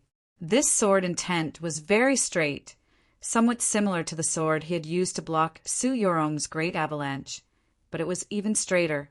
It was not a cliff or a river bank, but a straight line. Because it was straight, it was unyielding. The stainless sword was still in his hand, but the wind and snow on the bridge of helplessness were already frozen in the air, a straight line appearing in the middle of the bridge. This line had divided the bridge of helplessness into 2 completely different worlds. He was on this side, Su Yorong was on that side. The rain was on this side, the snow on that side. Sword intent enveloped the stone bridge, scattering the rain and snow. Qin Chongqing raised the stainless sword, his eyes calm and determined. This was the first time he had tried to burn his true essence so violently after learning the blazing sword from Su Li, but the amount of true essence and power contained in this strike were still inferior to Su Yorong's great avalanche. However, His sword strike was filled with even more energy, concentration, and sharpness. Mao Chuyu suddenly took a step to the bow of the ship. As he gazed at the distant bridge, he frowned in disbelief. Why does it feel a little like Wang Po's Path of the Blade? Tang 36 replied, "It is Wang Po's Path of the Blade." When he said this, his expression was very solemn. Previously, he had said that this battle would only determine victory and defeat and had nothing to do with life and death. So he didn't really care. However, at this moment, looking at Chen Changsheng's sword essence, he began to lose confidence in his own judgment, and then began to feel uneasy. When the people standing at the bow of the ship heard Mao Chuyu and Tang 36's words, they were somewhat shocked, and then they very naturally thought of that battle in the rain in Xuanyang City. As for Xue He, who also used a blade, his emotions were even more complex. He stared at the bridge of helplessness with an extremely focused gaze, not wanting to miss a single detail. Su Shiji expressionlessly said, "This kid is really lucky to have the opportunity to learn from so many experts. This has nothing to do with luck." Mao Chuyu said with a grave expression, "To learn Wang Po's Path of the Blade, one must walk on his path of the blade. This is not something that just anyone can do." This statement was correct. Previously, Chen Changxing had used the sword style of South Stream Temple to execute the descent of heavenly music. It could be said that he was knowledgeable, and with the assistance of the orthodoxy, he had many fortuitous encounters on the path of cultivating the sword. However, it was not that simple to learn Wang Po's Saber Dao. He had to believe in Wang Po's Path of the Blade, so he had to practice it without the slightest hesitation. And this was precisely the reason for Tang 36's concern. Wang Po's Path of the Blade rested on the word straight. No matter how powerful the enemy before the blade was, even if it was an expert that was impossible to defeat, the hand gripping the blade had to be steady. The edge of the blade had to be straight. To achieve this, the heart of the wielder of the blade had to be as straight as the edge of the blade. That rather shabby middle-aged man had used his countless battles in Tianliang County, in the Wenshui Tangs, in Sculletry Manor of the South, and in Xuanyang City to prove this point. The bow of the ship was silent. Those experts whose cultivations far surpassed Chen Changxing's asked themselves if they could walk on Wang Po's Path of the Blade. In the end, they could only give a negative answer. On the bridge of helplessness, Chen Changxing had not even unsheathed his sword, but his sword intent had already appeared. The snowflakes descending from the sky transformed into raindrops, weaving into a curtain of rain that shattered one by one. The shattered raindrops that were closer to him completely evaporated into mist, enveloping his body within. Su Yurong stood in the snow, her eyes slightly apprehensive as she revealed a grave expression. The white gauze covered her face, and the rain and mist obstructed her vision, but it did not affect her perception of this sword intent. She was keenly aware that if she walked over that line in the middle of the bridge of helplessness, she would be greeted by Chen Changxing's unreserved, most powerful sword.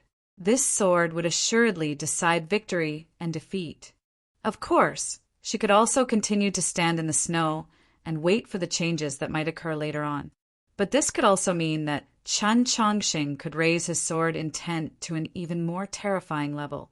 If he could do it, Chen Changxing unreservedly ignited his true essence, using Wang Po's merciless path of the blade to draw a clear path on the bridge of helplessness in the snow and wind. He had drawn a path for this battle. He was letting Su Yurong choose. The white gauze fluttered. Su Yurong closed her eyes. Then she opened her eyes again. Opening and closing her eyes was a matter of moments. In this moment, she had already made her choice. The Luo River beneath the bridge, constantly receiving snowflakes and drizzle, lightly swayed. The large ship in the distance was also swaying. The painter from the pavilion of Heavenly Secrets, standing at the very front of the ship, suddenly swayed. The expressions of the other two painters from the pavilion of Heavenly Secrets also changed. Then, their voices trembled with shock and unease. "It's that sword?" Is it going to end so quickly? The three painters were all at the star condensation realm. They were not the strongest people present, but they had watched and recorded countless famous battles. They were the most sensitive to the changes in battle, so they were the first to understand what had happened. Soon after, Mao Chiyu, Dao Siyuan, and the others also understood.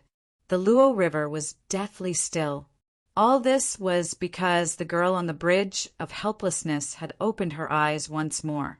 The white gauze fluttered in the wind and snow, but it could not obscure her gaze. Faint, golden specks of light floated out of the white gauze. Did those specks of light come from her eyes? The temple sword lightly trembled in the snow. The snowflakes falling on the sword were instantly shaken into nothingness. Half of the bridge of helplessness was snow, the other half was rain and mist. It seemed like it was in the clouds, not in the human world. Suyurong also seemed like she was no longer in the human world. She was so divine and dignified that even the most ordinary person could sense that her body possessed a strength that already surpassed the limits of the mortal world. Mao Chiyu, Dao Siyuan, and Ling Haizhiwang revealed expressions of disbelief as they simultaneously said in trembling voices, "The Sword of Great Light!" Chapter 519. When the three painters from the Pavilion of Heavenly Secrets cried out in alarm, many people on the ship guessed at what sword Suyurong was using. But because they were too shocked, they did not dare to believe it. Only when they heard Mao Chiyu and the other two did they finally confirm that it was as they had imagined. A deathly stillness. Only the Luo River gently lapped against the side of the ship. The crowd gazed at the distant stone bridge, shrouded in mist and snow, at that fairyland-like scene. They thought in shock, could it be that the Sword of Great Light is about to reappear in the world? Countless years ago, at the beginning of the Orthodoxy's division from north to south, the first Holy Maiden of the South viewed the monoliths in the Mausoleum of Books and comprehended the Tao. From autumn to summer, she finally created two great Taoist techniques under the pavilion in front of the divine path. One was said to be the most profound and difficult to understand departing spring, while the other was the legendary Sword of Great Light. The Sword of Great Light possessed a divine aura that transcended the secular world and an unimaginably terrifying might. Together with the Orthodoxy scroll of the Harmonious Sun, the White Emperor's Burning Sea style's seventh move, the Having Blades Heaven Splitter, and the Chen Imperial clan's Spear style's Autumn Slaying, they were known as the continent's 5 great techniques. The Harmonious Sun scroll comprehended the heavenly Tao and forgot the sea of stars. The Burning Sea style was tyrannical beyond compare. The Having Blade slaughtered all living things. The Frost Spear watched all living things wither in the world. Each had its own Tao, winning in temperament and spirit. But the Sword of Great Light was different. It was more like a sacrifice to the starry sky, a transcendence of the path of the sword. The Sword of Great Light was an unimaginable sword style. It had no specific moves, but was more like the essence of 10,000 swords. The incomparably complex trajectories of starlight were finally displayed in the simplest form. This sword style was both the simplest and the most complex. Each ray of light was a sword, and as the rays traveled between the heavens and earth, they could imitate all living things. As long as one was within the heavens and earth, how could one avoid them? Besides the legendary Departing Spring and Scroll of Time, no other profound and incomprehensible techniques could be found in the Orthodoxy. Learning them was naturally especially difficult. Practitioners of the sword had to have a clear understanding of the myriad sword styles of the world, and then borrow the Temple Chi of Great Light to perfectly combine their understanding of the path of the sword with the orthodox Taoist techniques of the Orthodoxy. To learn the Sword of Great Light, one had to borrow the Temple Chi of Great Light to comprehend it. Many years ago, Zhou Dufu had charged into Holy Maiden Peak and took away the temple sword, causing the sword to be lost. Hasn't the Sword of Great Light been lost for centuries? The people on the ship looked at the fairyland-like bridge of helplessness. looked at the faintly discernible figure of Su Yorong in the snow, and could not help but let out low cries of shock. Ling Haijiwang said, "The temple sword has reappeared in the world." Only now did the crowd realize that the sword in Su Yorong's hand was the temple sword of South Stream Temple.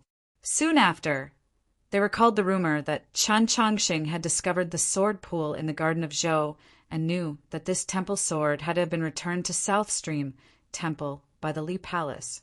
They couldn't help but feel that this matter was rather chaotic. Mo Yu looked at the bridge of helplessness, her willowy eyebrows slightly raised. In order to comprehend the temple sword's divine qi, there was no other method besides time. Back when the temple sword was still at Holy Maiden Peak, not every holy maiden was able to grasp the sword of great light. Those holy maidens who did grasp the sword of great light often had to wait for their cultivation to reach the pinnacle, and only after several decades could they completely comprehend it. She was keenly aware that Su Yorong had only turned 16 last month, and it had only been 7 days since she had obtained the temple sword from the Li Palace. So how had she managed to do this? Just as the people on the ship were shocked speechless, the scene on the bridge changed once more. Countless bright, but not dazzling golden rays of light pierced through the snow, illuminating the Luo River and the cold-resistant willow branches on both sides of the bridge. The fairyland instantly became a divine kingdom, and the stone bridge seemed to be the path leading to the divine kingdom. Now, there was no longer any doubt. Su Yorong truly was using the sword of great light. The rays of light pierced through the snow. Light and shadow flickered in and out of the snow, creating countless faintly discernible marks. These marks were all sword intents, condensed and unmoving, hidden and unreleased. If the rays of light in the snow came into contact with something, then the countless sword essences would follow the snow and appear in the rain. Although up until now, people had not seen these sword essences turn into real sword moves, they could already faintly feel that there were countless sword moves hidden within. This was the most terrifying aspect of the sword of great light. If Chen Chongqing raised his sword to meet it, those sword intents would transform. Who could destroy the light of the world? If it were an expert like Mao Qiyu or Ling Haijiwang, who was only a step away from the divine domain, they could naturally rely on their vigorous true essence and profound cultivation to forcefully crush and destroy Su Yorong's sword of great light. They only needed to pay a relatively small price. However, Chen Chongqing's cultivation was similar to Su Yorong's, and his quantity of true essence and the strength of his spiritual sense were far inferior. How could he destroy the sword? Of course, since the sword of great light was not a sword of the secular world, one had to pay an enormous price to use it. Even with Su Yorong's heavenly phoenix bloodline, she could only use it once at most. If Chen Chongqing could not destroy this sword of great light, he would assuredly lose. If he could destroy this sword of great light, Su Yorong would assuredly lose. This was precisely why the painter from the Pavilion of Heavenly Secrets had said those words in shock. Today's battle on the Bridge of Helplessness was the focus of everyone's attention. For the sake of this battle, the common people of the capital had already waited for several months, perhaps even almost 2 years. Was this battle really going to end so quickly? Many people were shocked. Whether it was Mao Qiyu, Ling Haijiwang, or Daoist Siyuan, none of them would allow themselves to be pushed into such a desperate situation so early. Yes, this was a desperate situation. This was the case for both Chen Chongqing and Su Yorong. Victory or defeat was decided by a single sword. Chen Chongqing and Su Yorong were both people who had great confidence in themselves, and confident people would not allow themselves to be forced into this sort of situation. Yet this was what they had done, leaving no path of retreat for themselves. Chen Chongqing used Wang Po's path of the blade to carve out a path on the snowy bridge. Su Yorong had her own path, but she had calmly accepted this path because they were both in the prime of their youth. Youth did not need to be preserved. There was no need to hide one's weakness, much less hide one's edge. Youth is to force people. Thus, this battle, which had barely begun, had already reached its end.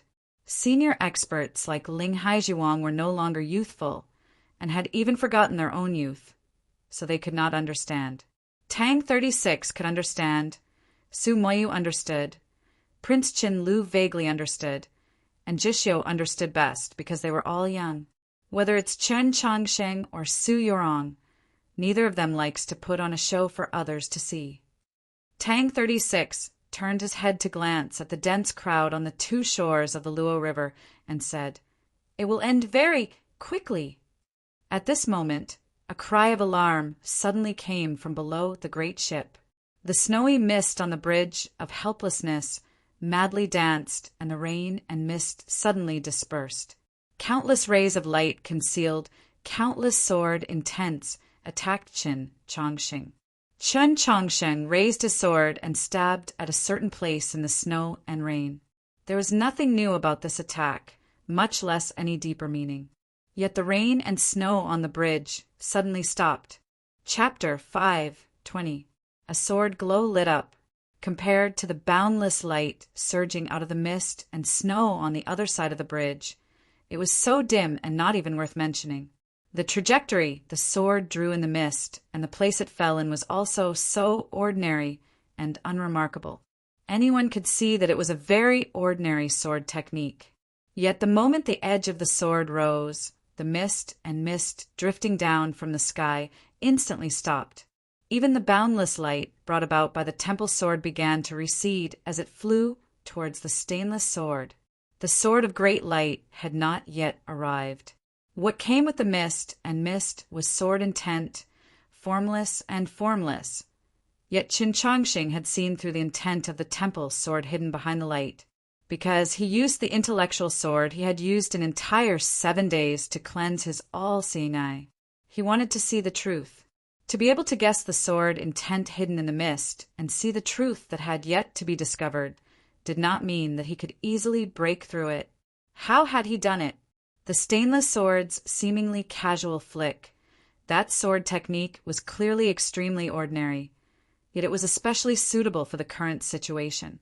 It was like a meticulous painting of flowers and birds.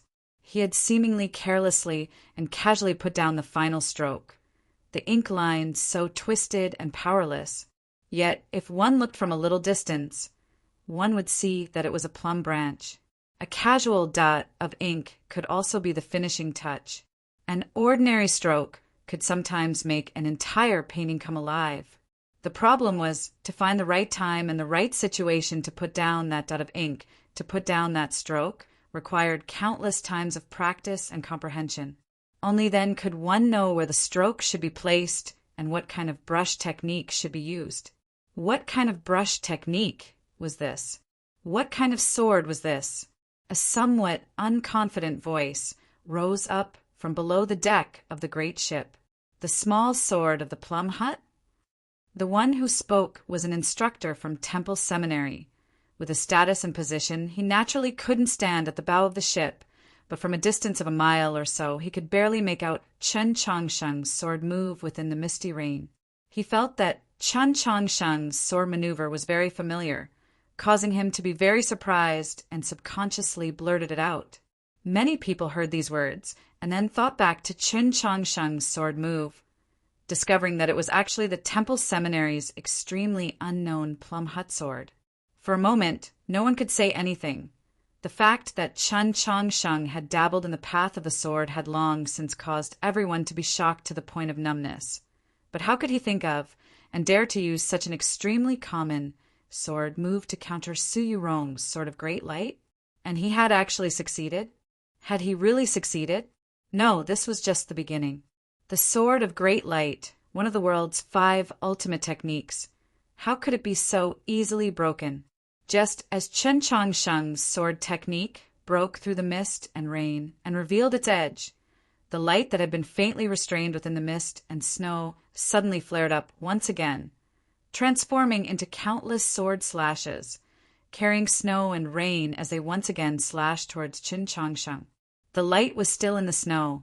Su Yurong was still on the other side of the bridge, but there were already countless sword moves coming. Those sword moves were all hidden, and just from the traces in the smoke, one could feel how exquisite these sword moves were and how powerful they were. This was the most inconceivable aspect of the sword of great light. Light traveled between heaven and earth. It could mimic all things. It could mimic 10,000 swords. Even if Chen Chongqing's cultivation in the path of the sword was higher, what could he do against such a sword technique that could change on its own? Su Yurong's sword didn't pause in the slightest. At the same time that the temple seminary instructor let out a cry of surprise, the temple sword broke through the snow and was only a dozen or so zhang away from Chen Chongqing. The sword force of great light had already crossed the stone bridge and arrived before him. Different from the previous battles in front of the Tradition Academy, Chen Chongqing didn't use discerning step to try and escape from the opponent's sword technique or attack. This was because, after fighting with Nank, he knew clearly that trying to compete with the bloodline of the Heavenly Phoenix in speed was an extremely stupid choice. And since he had drawn a path on the snow bridge, and Su Yurong had taken it, how could he retreat now? His eyes were calm and focused. Looking at the sky full of light in the mist and snow, he didn't hesitate. Holding the sword with both hands, he swung from top to bottom towards the place where the light was the brightest. Tang 36 cheers came from the great ship. Staff of mountain toppling. Break. Su Yurong's temple sword had yet to truly fall, but what broke through the mist and snow was sword intent. Similarly, Chen Chongqing's transformation of the Orthodox Academy's staff of mountain toppling into a sword was unable to truly break through the sword of great light. The light in the mist and snow had already transformed into 3 sword intents, and Chen Chongqing had responded with 3 attacks. All of this happened in an extremely brief period of time. The sword glows illuminated the bridge of helplessness shrouded in mist and rain, and then they did not fade away, one after the other. The Luo River seemed to have entered a thunderstorm in midsummer, with lightning occasionally flashing. Yet the clouds formed from the mist and snow were still as berserk and powerful as ever. They were not torn apart by the lightning and continued to move towards the other end of the bridge.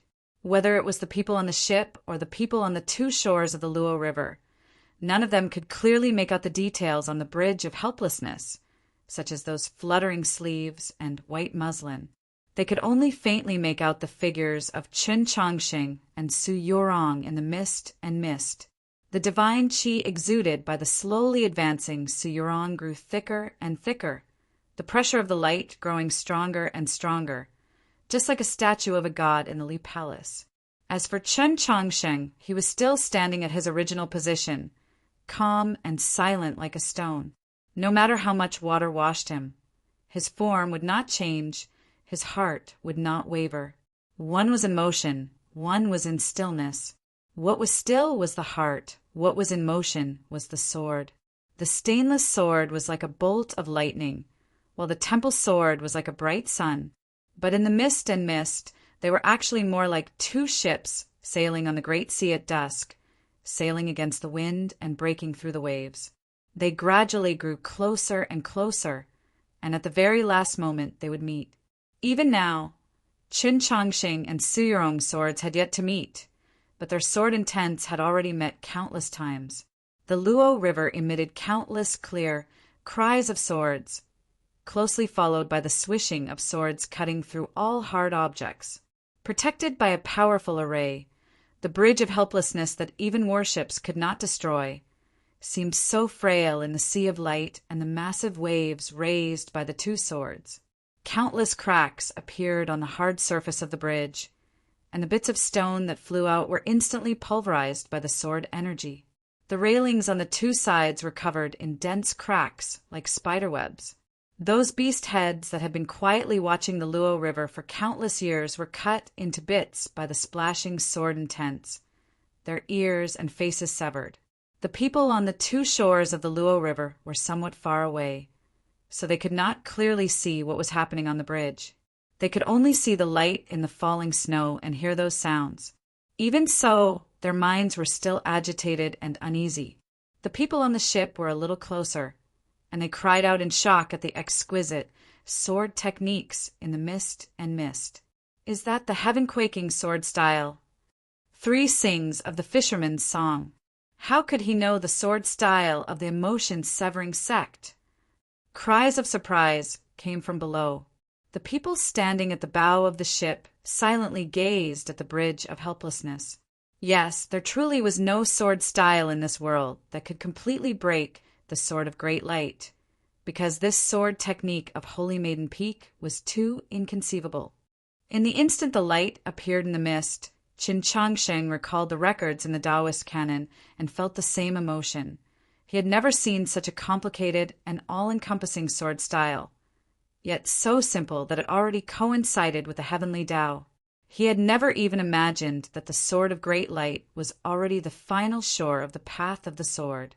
Ever since he began cultivating the Tao, the only time he had felt something similar was when he saw Su Li cleave open a path to the south with that heaven-shrouding sword. With his current cultivation in the path of the sword, if he wanted to break the sword of great light, there were only 2 methods. One was to use the final move of the Mount Li sword style, or the other was to use the 10,000 swords from the sword pool, like he had done in the Garden of Zhou, or when he faced Zhu Luo in Xuanyang City.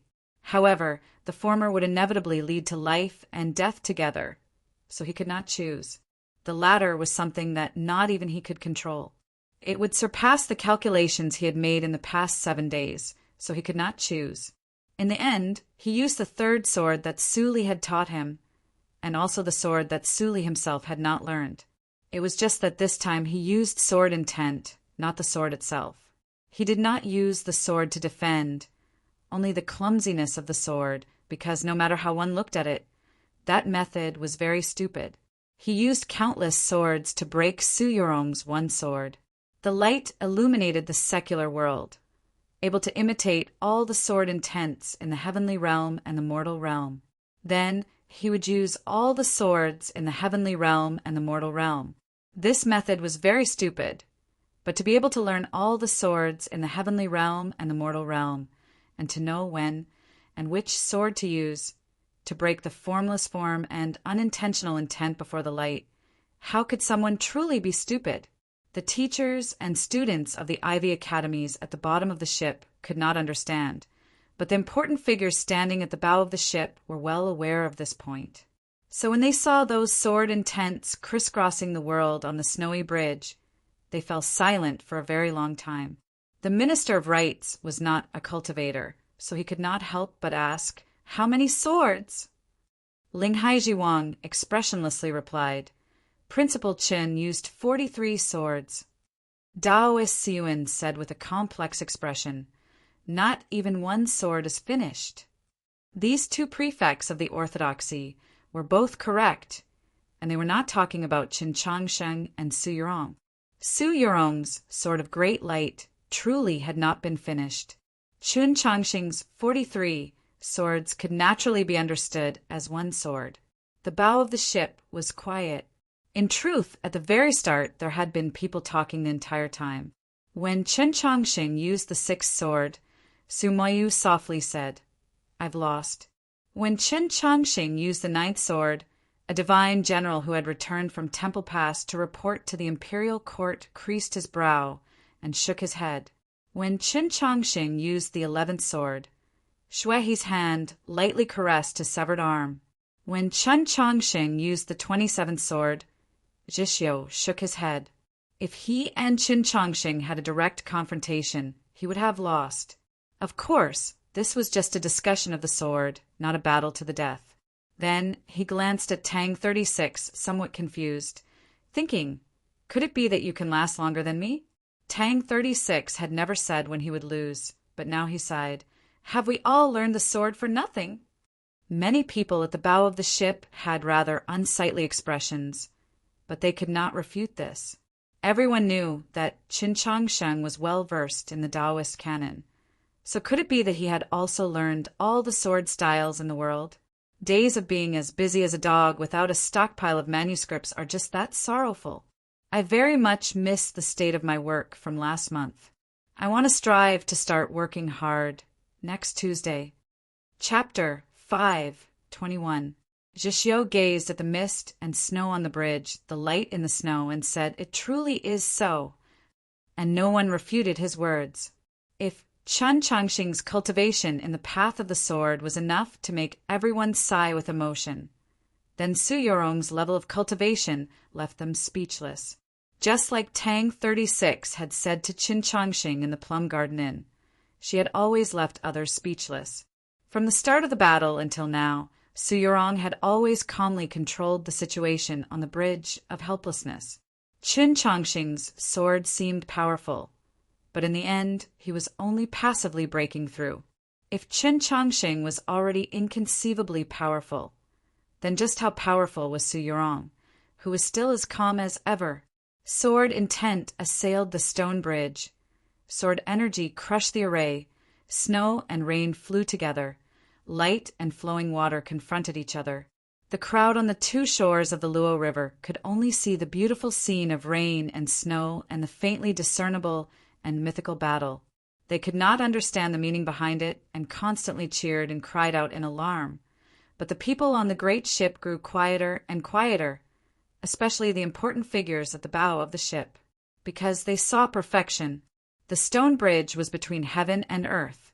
The light traversed between heaven and earth, and all the sword styles between heaven and earth seemed to appear on the stone bridge. Qin Changxing and Su Yorong could not be considered top-class experts in the current world. Even on the great ship, there were at least 10 people who could easily defeat them.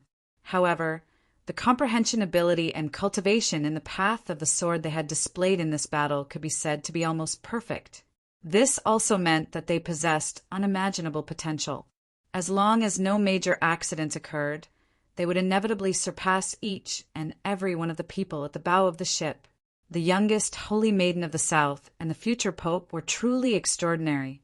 At some point, Xue he had already walked to the very front of the bow of the ship. As he gazed at the battle on the bridge, his emotions grew more and more complex. The hand that had been stroking his severed arm had long since fallen, gripping the non-existent hilt of his blade in the snowy air as if he wanted to participate in this battle. Suddenly, his expression somewhat changed, because he could faintly sense a very familiar aura in those extremely complex sword slashes in the snow and rain. It was not the aura of a sword, but the aura of a blade. What was going on? Qin Changxing and Su Yorong were clearly using swords. So why did blade intent break through the bridge? That saber intent was still so dense and dangerous. Xue, he suddenly remembered that Qin Changxing was using Wang Po's way of the saber. He thought he understood the reasoning behind it and stopped thinking about it. He continued to immerse himself in the battle, trying to gain more comprehension. Qin Changxing, who was standing on the bridge, didn't feel any blade spirit. Firstly, the battle was too tense, making it hard for him to be distracted. Secondly, he was a person involved in the battle. More importantly, the blade spirit that Xue he felt didn't originate from his and Su Yorong's swords, but when his and Su Yorong's sword spirits merged together, the aftertaste that splashed out. If he could discover this detail, he might be able to understand something. Somewhat regretfully, he couldn't discover it. His gaze and mind were completely focused on the 10,000 rays of light in the snow. His spiritual sense was rapidly circulating, incessantly calculating and deducing. The intellectual sword was constantly slashing out, blocking that terrifying sort of great light behind that line. He did not know how many times he had used the sword, only that he had not been able to learn all the sword styles of the heavenly world, so it was very difficult for him to endure. Back in Xuanyang City, he could only use the blazing sword a few times, but today he had already used it several dozen times. The true essence provided by the blazing snowy plains had long since been exhausted, and he was now completely relying on the lake outside his ethereal palace to support him. But he was not worried because reality had proven that his 7 days of preparation had been useful. Su Yorong had unexpectedly learned the Sword of Great Light, that divine and dignified sword technique, like the ocean and also like a dewdrop, had still not been able to break through that line in the middle of the bridge of helplessness. Moreover, He was confident that Su Yorong would not be able to hold on for too long. When Su Yorong's true essence could no longer support the Sword of Great Light, that would be his chance to counterattack. However, for some reason, there was a faint feeling in the depths of his heart that he didn't want it to end here, because right now he was very happy. Although the intellectual sword was constantly squeezing away at his spiritual sense, the blazing sword was constantly consuming his true essence, and the stupid sword was constantly grinding away at his mind, he was still very happy. This was like playing chess and suddenly encountering an opponent of similar skill and excellent chess skills, or like drinking wine and suddenly encountering a companion who had a similar capacity for liquor and could form a poem with a cup of wine, or like debating the Tao and encountering a desk mate who was amiable in speech and absolutely detestable in appearance. As he gazed at the girl's bright figure in the snow, Qin Changxing had this sort of feeling. He even felt like he had returned to the Garden of Zhou and was talking to that girl in the snowy temple in the plains, incisively and vividly, to his heart's content, happy and calm. He even felt that Su Yorong in the snow was probably thinking the same thing as him. Yes, Su Yorong was also thinking the same thing. Of course, she was thinking even more clearly than he was. Su Yorong had not thought of any chess companion or drinking buddy. She immediately thought of that night in the snowy temple. For the sake of this battle on the Bridge of Helplessness, the two of them had prepared for 7 whole days. More than 300 sheets of paper brimming with calculations and deductions, 17 star charts, were in the snow and rain, and the marks of sword intent. They used this to play chess, to talk, to fight. If this could continue forever, it would naturally be very good. But in reality, this was not possible. The falling snow shattered, the falling rain melted. The surface of the stone bridge shattered into a spider web. The Luo River beneath the bridge covered in tens of thousands of scales. Qin Changxing and Su Yorong had both reached the end of their paths. The girl's figure had already appeared in the snow, extremely close to the line in the middle of the bridge, but her footsteps had become much heavier. The transformations of Qin Changxing's sword style had also begun to gradually become sluggish. It was no longer as nimble as it had been at the beginning, even seeming somewhat unfathomable. The snow suddenly fell, the rain suddenly dispersed, and the Bridge of Helplessness inexplicably became clear and bright. 2 figures met on the bridge. Like the remnants of a game of chess, with only 2 moves left, victory and defeat determined. Like the remnants of a banquet, with a few yellow flowers falling between the dishes and bowls, competitive and austere.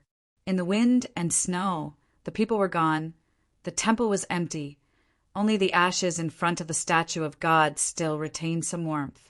The white gauze fluttered, Su Yorong's eyes were filled with divine light, like the stars on the astrolabe. Qin Changxing held his sword and lightly flicked, the edge of the sword piercing through the falling snow, like 300 sheets of paper dancing in the little building of the Orthodox Academy. Su Yorong floated up, like a god descending to the world. Her sword, imbued with light, stabbed towards Qin Changxing. Intellectual sword strike. Temple sword break. Just at this moment, something that no one could have imagined happened. Qin Changxing's 2 hands were originally gripping the hilt of his sword, but now he suddenly loosened his left hand, stretching out through the air towards the temple sword that had broken through the snowy sky. What did he want to do?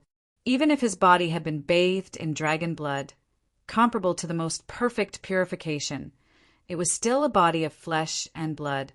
How could it resist the edge of the temple sword? Not to mention that the temple sword was imbued with Su Yorong's heavenly phoenix true essence, bringing with it an infinite light. Even a great expert like Mao Qiu, you would probably not dare to use a single hand to receive it. Qin Changxing's movements were very casual, very natural, like he was extending his hand towards a bookshelf to take a book. Of course, he did not want to use his left hand to block the temple sword. He only wanted to form a connection with the temple sword.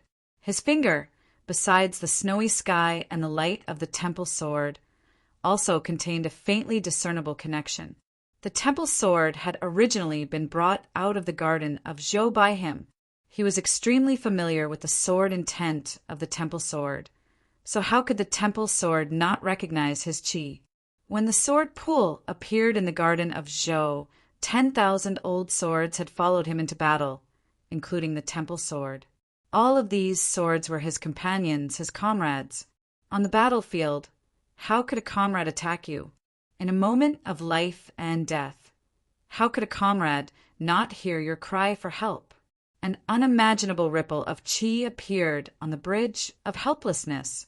The temple sword fiercely trembled in the snowy sky, then quickly flew towards Chen Chongqing. It was flying, not stabbing, because there was no longer any hostility, much less killing intent. The sword of great light suddenly dispersed. However, an even more shocking matter occurred. Su Yurong seemed to have long since calculated this scene. Her right hand still gripped the temple sword, borrowing the momentum. Her white dress danced in the snowy sky. Her figure transformed into blood, gathering away the 10,000 rays of light, and directly arrived in front of Chen Chongqing. If Chen Chongqing had not used his spiritual sense to shake the temple sword at the last moment, no matter how fast Su Yurong's movement technique was, it would have been impossible for her to break through his stainless sword so quickly. Chen Chongqing had calculated 7 days. She had also calculated that he had 7 days. There was a light squelch. Perhaps it was because his control over the temple sword had come a little too late, or perhaps it was because Su Yurong was still the Holy Maiden, and although she had only been reunited with the temple sword for 7 days, her control over the sword was even stronger than Chen Chongqing had imagined. Or perhaps it was because something had happened that neither of them could understand. The temple sword stabbed into Chen Chongqing's left shoulder, causing blood to spurt out. Then the temple sword fell into his hand. The wind and snow began to gently dance once more, whistling as if even the heavens and earth were somewhat astonished. For some reason, Chen Chongqing's movements were somewhat sluggish. The stainless sword in his right hand, which had originally been at the pinnacle of perfection, had deviated slightly. With a leisurely gust of wind, Su Yurong extended her slender index finger. It seemed slow, but it was actually incomparably swift, pointing at the space between Chen Chongqing's eyebrows. If it had been a normal finger, it would have been utterly incapable of threatening Chen Chongqing's life. Although his body, which had been bathed in dragon blood, could not directly resist the famed swords on the tier of legendary weapons, it should not have allowed a slender finger to break through his defense. Yet, for some reason, an immense sense of danger suddenly welled up in his heart, and he even felt that his life was about to be lost. A speck of light blossomed on the tip of Su Yurong's finger, like the light of a firefly, yet it seemed to contain boundless energy. No one could be faster than this finger of hers. At the very least, in all the battles that had taken place, besides Nank, no one else could match the speed of this finger of hers.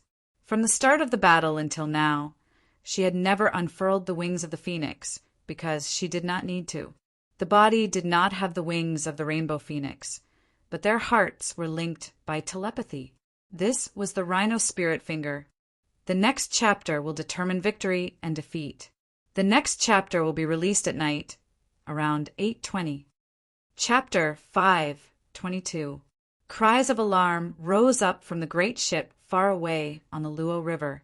They watched as Chen Chongqing extended his left hand and used a method they could not understand to easily break the sword of great light. Then they watched as Su Yurong seemed to have guessed his method ahead of time, borrowing his method to break the sword to break his sword energy. Then they watched as Chen Chongqing clearly controlled the temple sword, but the temple sword still pierced into his body. Finally, they saw Su Yurong extend that seemingly casual finger towards Chen Chongqing, but in reality, it carried the weight of a thunderbolt. Rhino spirit finger. Taoist Siyuan was moved. Was Chen Chongqing going to lose? Would he die to this finger? Mao Qiu Yu's expression changed dramatically. His sleeves rippled as he prepared to rush up the bridge. Tang 36's complexion became abnormally unsightly, as did Mou, Prince Qinlu, and the others. To decide victory and defeat, they actually had to decide life and death? Everything had happened too quickly. No one could have imagined that Chen Chongqing and Su Yurong could, in such a short amount of time, go from extreme movement to extreme stillness, and then back to extreme movement. This meant that they had already entered their own tempo, and what was even more frightening was that their tempo was very similar. This meant that it would be very difficult for anyone to break their tempo, not even those powerful figures who were far stronger than them. Silence reigned. The light on the bridge of helplessness gradually drifted away like time. The falling snow was still sparse, unable to hide their figures, nor was it able to fill the line in the middle of the bridge. On one side of the line was still snow, on the other side was still rain. Su Yurong had already crossed the line and was standing in front of Chen Chongqing. The forefinger of her right hand was pressed against the space between his eyebrows, but it was not completely pressed. There was still the distance of a dagger between her finger and the space between his eyebrows, because that dagger was in the middle. At some point, Chen Chongqing had raised the stainless sword and blocked Su Yurong's finger. The body was not that of a rainbow phoenix, but their hearts were connected, let alone the body of a rainbow phoenix. Su Yurong's rhino spirit finger was as fast as lightning, but it was not as fast as his sword. This could only mean that he had long ago predicted that she would use the rhino spirit finger. The temple sword had left a clear wound on his left shoulder. The edge of the wound was even mixed with bits of starry matter, but the hilt was already in his hand. Su Yurong slowly retracted her finger. A drop of golden-red blood slowly flowed out from between her fingers and then dripped onto the bridge. The rain and snow suddenly evaporated, forming a faint mist. The stainless sword had blocked the rhino horn finger, but it had not been able to completely neutralize the power of that slender finger. A drop of blood also flowed from the center of Chen Chongqing's brow, as if a red mole had appeared. The stone bridge was silent. The people on the distant Luo River ships realized that the battle was not as desperate as they had imagined, so they temporarily calmed down. Separated by the thin mist, Chen Chongqing and Su Yurong looked at each other and didn't speak for a long time. Both of them were injured. It seemed that Chen Chongqing's injuries were more severe, but both swords were currently in his hands. So who won in the end? It was obvious that Chen Chongqing and Su Yurong no longer cared about the final outcome. Looking at each other, their hearts were filled with countless questions. Why is it that when I seized control of the temple sword through the air and had it deviate 7 inches to the right at the last moment, the temple sword still stabbed into my left shoulder?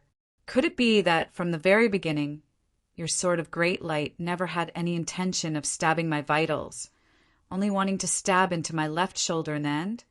Why is it that your final stainless sword, which can be said to be incomparably intelligent and had a great chance of falling together with my rhino horn finger, and even if it didn't work out, would still be able to fight to the death together? Why did it just have to pause at that moment, and in the end mysteriously and indescribably appear in front of your brow and block my finger?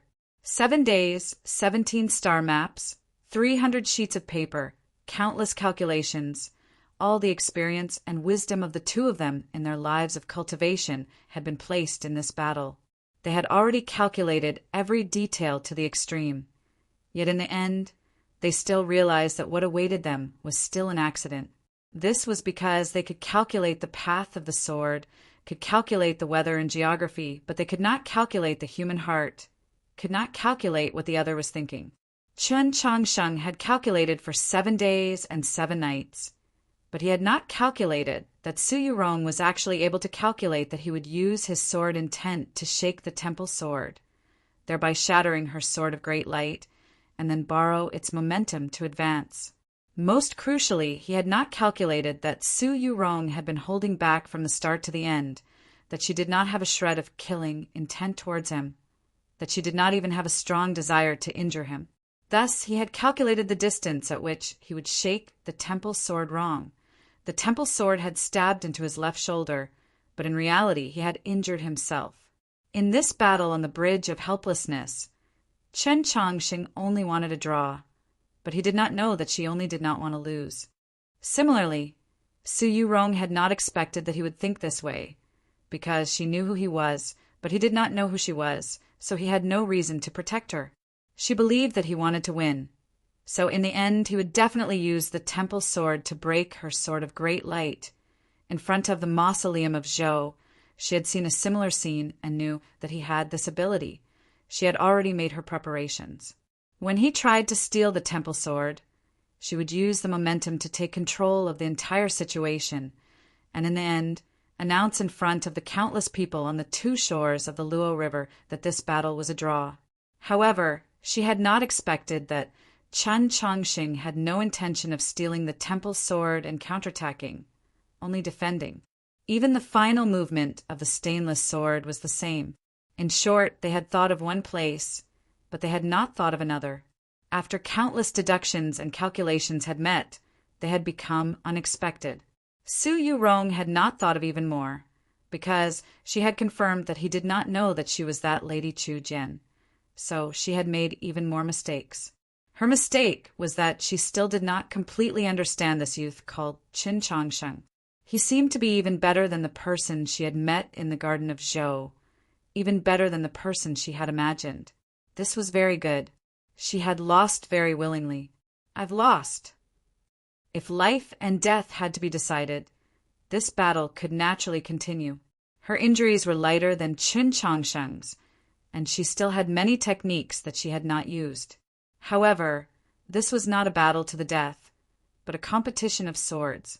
Now that both swords were in Chen Chongqing's hands, she believed that she had lost. Without any concession, she very calmly accepted this fact. Chen Chongqing could not remain calm, because there were still many things that he did not understand. And when he heard Su Yurong's voice, he found it even more impossible to remain calm. This voice was very pleasing to the ear, like the water in a clear stream, the dew on an autumn maple. This voice was rather familiar, as if he had heard it somewhere before. He turned to Su Yurong, but his gaze was still blocked by the white gauze. But he still stared at the white gauze, staring more and more seriously and more nervous. Even if the wind and snow rose again, the remaining sword and tents would hiss and hiss, but they would not be able to sever his gaze. His body suddenly became somewhat stiff, and his voice also became somewhat tense. You, can you say that again? The Heavens Choosing Cartoon has released a trailer. In a little while, I will post it on WeChat. I will have to trouble everyone to move forward and directly watch it, or perhaps reply with the words cartoon trailer to take a look. Chapter 5:23. This was the first time the two had spoken since the battle on the Bridge of Helplessness had begun. It was also the first time Chen Chongqing and Su Yurong had spoken. Su Yurong said, "I lost." Chen Chongqing said, "Say it again." If the one who said these words was Tang 36, then these words would undoubtedly be an extremely damaging taunt. Su Yurong would definitely use the true blood of the heavenly phoenix to burn this bridge. But she knew Chen Chongqing's personality and knew that he had guessed something. She was a little nervous, so she did not get angry. She silently smiled. The white veil covered her face, making it impossible to see her smile. One could only faintly sense the meaning flowing through the air. At this moment, the wind and snow stirred up. The white veil hanging from the edge of Su Yurong's veil hat was lifted up. In this battle, sword and tents crisscrossed. The sword of great light in particular was extremely terrifying. Her dress and hat were protected by true essence, but the white veil could not escape. The fluttering white veil tore apart and slowly fell to the ground. The white veil's misfortune was Chen Chongqing's fortune, because he finally saw her face. It was a face of indescribable beauty. Her eyebrows and eyes were picturesque. Her skin was delicate and somewhat whiter than snow. She was truly very beautiful, beautiful enough to steal the morale of the three armies and light the world. But this face was unfamiliar to Qin Chongsheng. Just when he felt regret assailing him, he saw her eyes. It was a pair of extremely beautiful phoenix eyes. Countless stars seemed to burn in the eyes, bright and dazzling. But he opened his eyes wide and stared into her eyes, looking into their depths. There were no stars, no light, no holiness, no responsibility. There was only an empty mountain after a new rain. At this time, this pair of moving eyes still had many words to say, many smiles. Qin Chongsheng naturally recognized this pair of eyes. He would never be able to forget this pair of eyes. He had once believed that he would never be able to look into these eyes again, until this moment, until the moment of silence after the battle in the rain and snow at the Bridge of Helplessness, when the wind blew off the white veil covering his opponent's face. Previously, sitting in the mausoleum of Zhou, he had truly experienced what was called a tide of sorrow. At this moment, he finally understood that the description in the books of being struck by lightning was not an exaggeration, but a real situation. In the somewhat dim, snowy sky, an invisible bolt of lightning seemed to appear and directly struck him. His body was extremely stiff and he was speechless.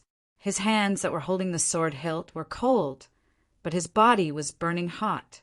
With great difficulty, he pulled his gaze away from her eyes and clumsily turned around, gazing at the vast expanse of whiteness upstream of the Luo River and its waters. After a while, he turned around once more and looked at her. He opened his mouth as if he wanted to say something, but in the end, nothing came out. He could only gaze once more at the uninhabited upper reaches of the Luo River, because he was worried that if he continued to look at her, his already slightly trembling legs would go soft. Looking at his clumsy and comical appearance, the smile in Su Yorong's eyes deepened. She covered her mouth and laughed, and a flower bloomed in her eyes. She walked to the edge of the bridge and stood at his side. Gazing upstream of the Luo River, she calmly asked, "Is there anything to see?" Don't talk to me first. I'm a little confused right now." Qin Chongsheng's face was somewhat red. It wasn't because of the lingering power of the rhino spirit finger, nor was it because of the freezing weather, but because he was nervous. He looked at the Luo River, smelled the faint fragrance coming from his side, and felt flustered. He didn't even dare to glance to the side. Before the battle, he had also been very nervous, so when he watched the snow fall into the Luo River from the edge of the bridge, he finally found peace in his heart. However, no matter how much he watched the snow fall into the Luo River, he found it impossible to calm down. Su Yorong lightly pushed a strand of her hair behind her ear and gazed at the side of his face. Not wanting to make him feel too distressed, she restrained her smile and calmly asked, "In that last attack, why didn't you follow the original ginseng position and instead suddenly bring your sword up to your eyebrows?" When it came to the topic of the sword, Qin Chongsheng was indeed somewhat calmer. He muttered, "I guessed." When Su Li passed on the intellectual sword to him, he had said very clearly that many times one had to guess. This explanation sounded rather unreasonable, but with Su Yorong's talent, she naturally understood. She originally didn't want to tease him, but when she heard these words, she couldn't help but say, "Then why can't you guess who I am?" She spoke very calmly, but if one listened carefully, there was a faint undertone to her words. Qin Chongsheng was now stupefied. He lowered his head, unable to speak. Su Yorong said nothing more. She quietly stood at his side, watching the snow fall into the Luo River. From the start of the battle until now, the two shores of the Luo River had been filled with cheers and discussions that soared to the heavens. When the snow and rain met, when the temple sword and the stainless sword blossomed with their brightest colors, the cheers and discussions reached their peak. The ordinary people could not understand this battle, but the dazzling sight on the Bridge of Helplessness was enough to move them. This battle that had attracted the attention of tens of thousands of people had finally come to an end, but the praises and discussions still continued, because the people could not see just who had obtained the final victory. "I think it should be little Principal Qin. Didn't the holy maiden retreat, first in the end? Both of them were injured, and little Principal Chen's injuries were even more severe. What basis do you have to say that the Holy Maiden lost? But didn't you see that the last two swords were both in little Principal Chen's hands? And what does that mean? The Holy Maiden still hasn't used her truly powerful techniques. Did you see the legendary phoenix blood? Are you really sure that little Principal Chen used his full strength? News quickly came from the front of the riverbank that Su Yorong had admitted defeat to Qin Changxing's sword. After a period of silence, the two shores of the Luo River finally began to gradually digest this fact. Hey, look at the bridge. Countless gazes turned to the distant bridge of helplessness and saw Qin Changxing and Su Yorong standing shoulder to shoulder, seemingly softly discussing something. After a while, they no longer spoke. They quietly stood there, allowing the snow to fall. Because they were separated by some distance, it seemed like their bodies were leaning against each other. The discussions on the two shores of the Luo River gradually died down, becoming abnormally quiet. The crowd was rather flabbergasted at this sight on the bridge of helplessness. Just a moment ago, they had been wielding swords and fighting, but now they could stand shoulder to shoulder and enjoy the scenery? What was going on here? The Holy Maiden, has her sword been lenient? Only an extremely small minority of the crowd watching the battle on the shore supported Qin Changxing. But even these people fell silent. They could see that this battle was incomparably marvelous, but it was clear that neither side was fighting to the death. The crowd could not understand the marvelous sword techniques in the rain and snow, but when they saw the scene on the bridge, they could faintly sense a certain meaning flowing within. The scene on the bridge of helplessness was very beautiful. In the scene, they stood together in harmony, in tranquility. The crowd could not bear to make a sound to break it. Only after a very, very long time did the crowd on the two shores of the Luo River gradually begin to sigh with many similar sentiments. Such a pair of immortal companions. Why must they draw their swords against each other? There was another chapter tonight. Chapter 5:24. In contrast to the people on the banks of the Luo River, the people on the ship were even more confused. The battle had already ended for some time, but Qin Changxing and Su Yorong still hadn't walked off the bridge of helplessness. Instead, they quietly stood on the other side of the bridge, looking at something unknown. Whether it was important figures like Mao Chuyu, Ling Haizhuang, or even Su Shiji, they all believed that Qin Changxing and Su Yorong did not know each other. Moreover, they were well aware of the meaning hidden behind this battle on the bridge of helplessness, so they did not believe that Qin Changxing and Su Yorong would develop some sort of mutual appreciation through this exchange of swords. Then why were they able to stand together so calmly after the battle had just ended? And they were so close to each other. What are they doing now? What are they doing? Tang, 36, asked as he looked at the backs of the two people on the snow bridge. Mou was the same.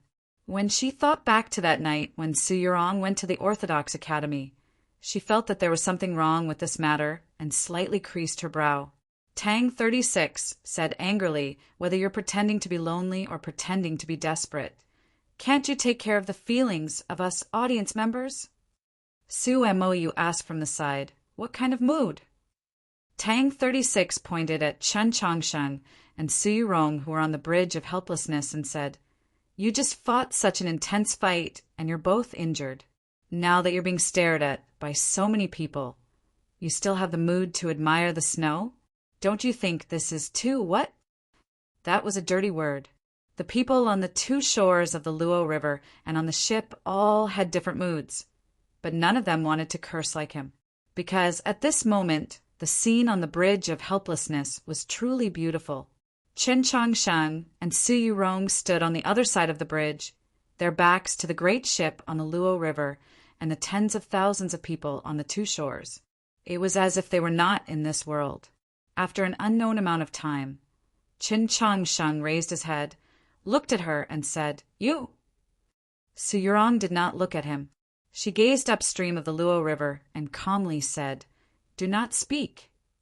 Qin Changxing was a little hesitant and said, then Su Yurong slightly raised her eyebrows and said.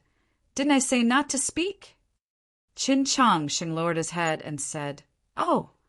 Su Yurong looked at the falling snowflakes in front of her and said, Don't tell anyone about us. Didn't I tell you not to talk? Chin Chong Shing only dared to think about it in his heart. Then he thought about her request and felt a little confused. Su Yurong suddenly asked, Are you happy? Chin Chong Sheng answered honestly, Yes. Su Yurong turned her head to look at him and said with a smile, So silly. Chin Chong Sheng scratched his head and said, I'll be leaving first, Su Yurong said. Chin Chong Sheng was a little surprised and said anxiously, Su Yurong took the temple sword and walked towards the other end of the bridge. Chin Chong Sheng looked at her back that was gradually disappearing into the wind and snow. He didn't know how to react. He once more felt that sensation he had felt a few days ago in the mausoleum of Zhou. Countless emotions washed over him like a tidal wave.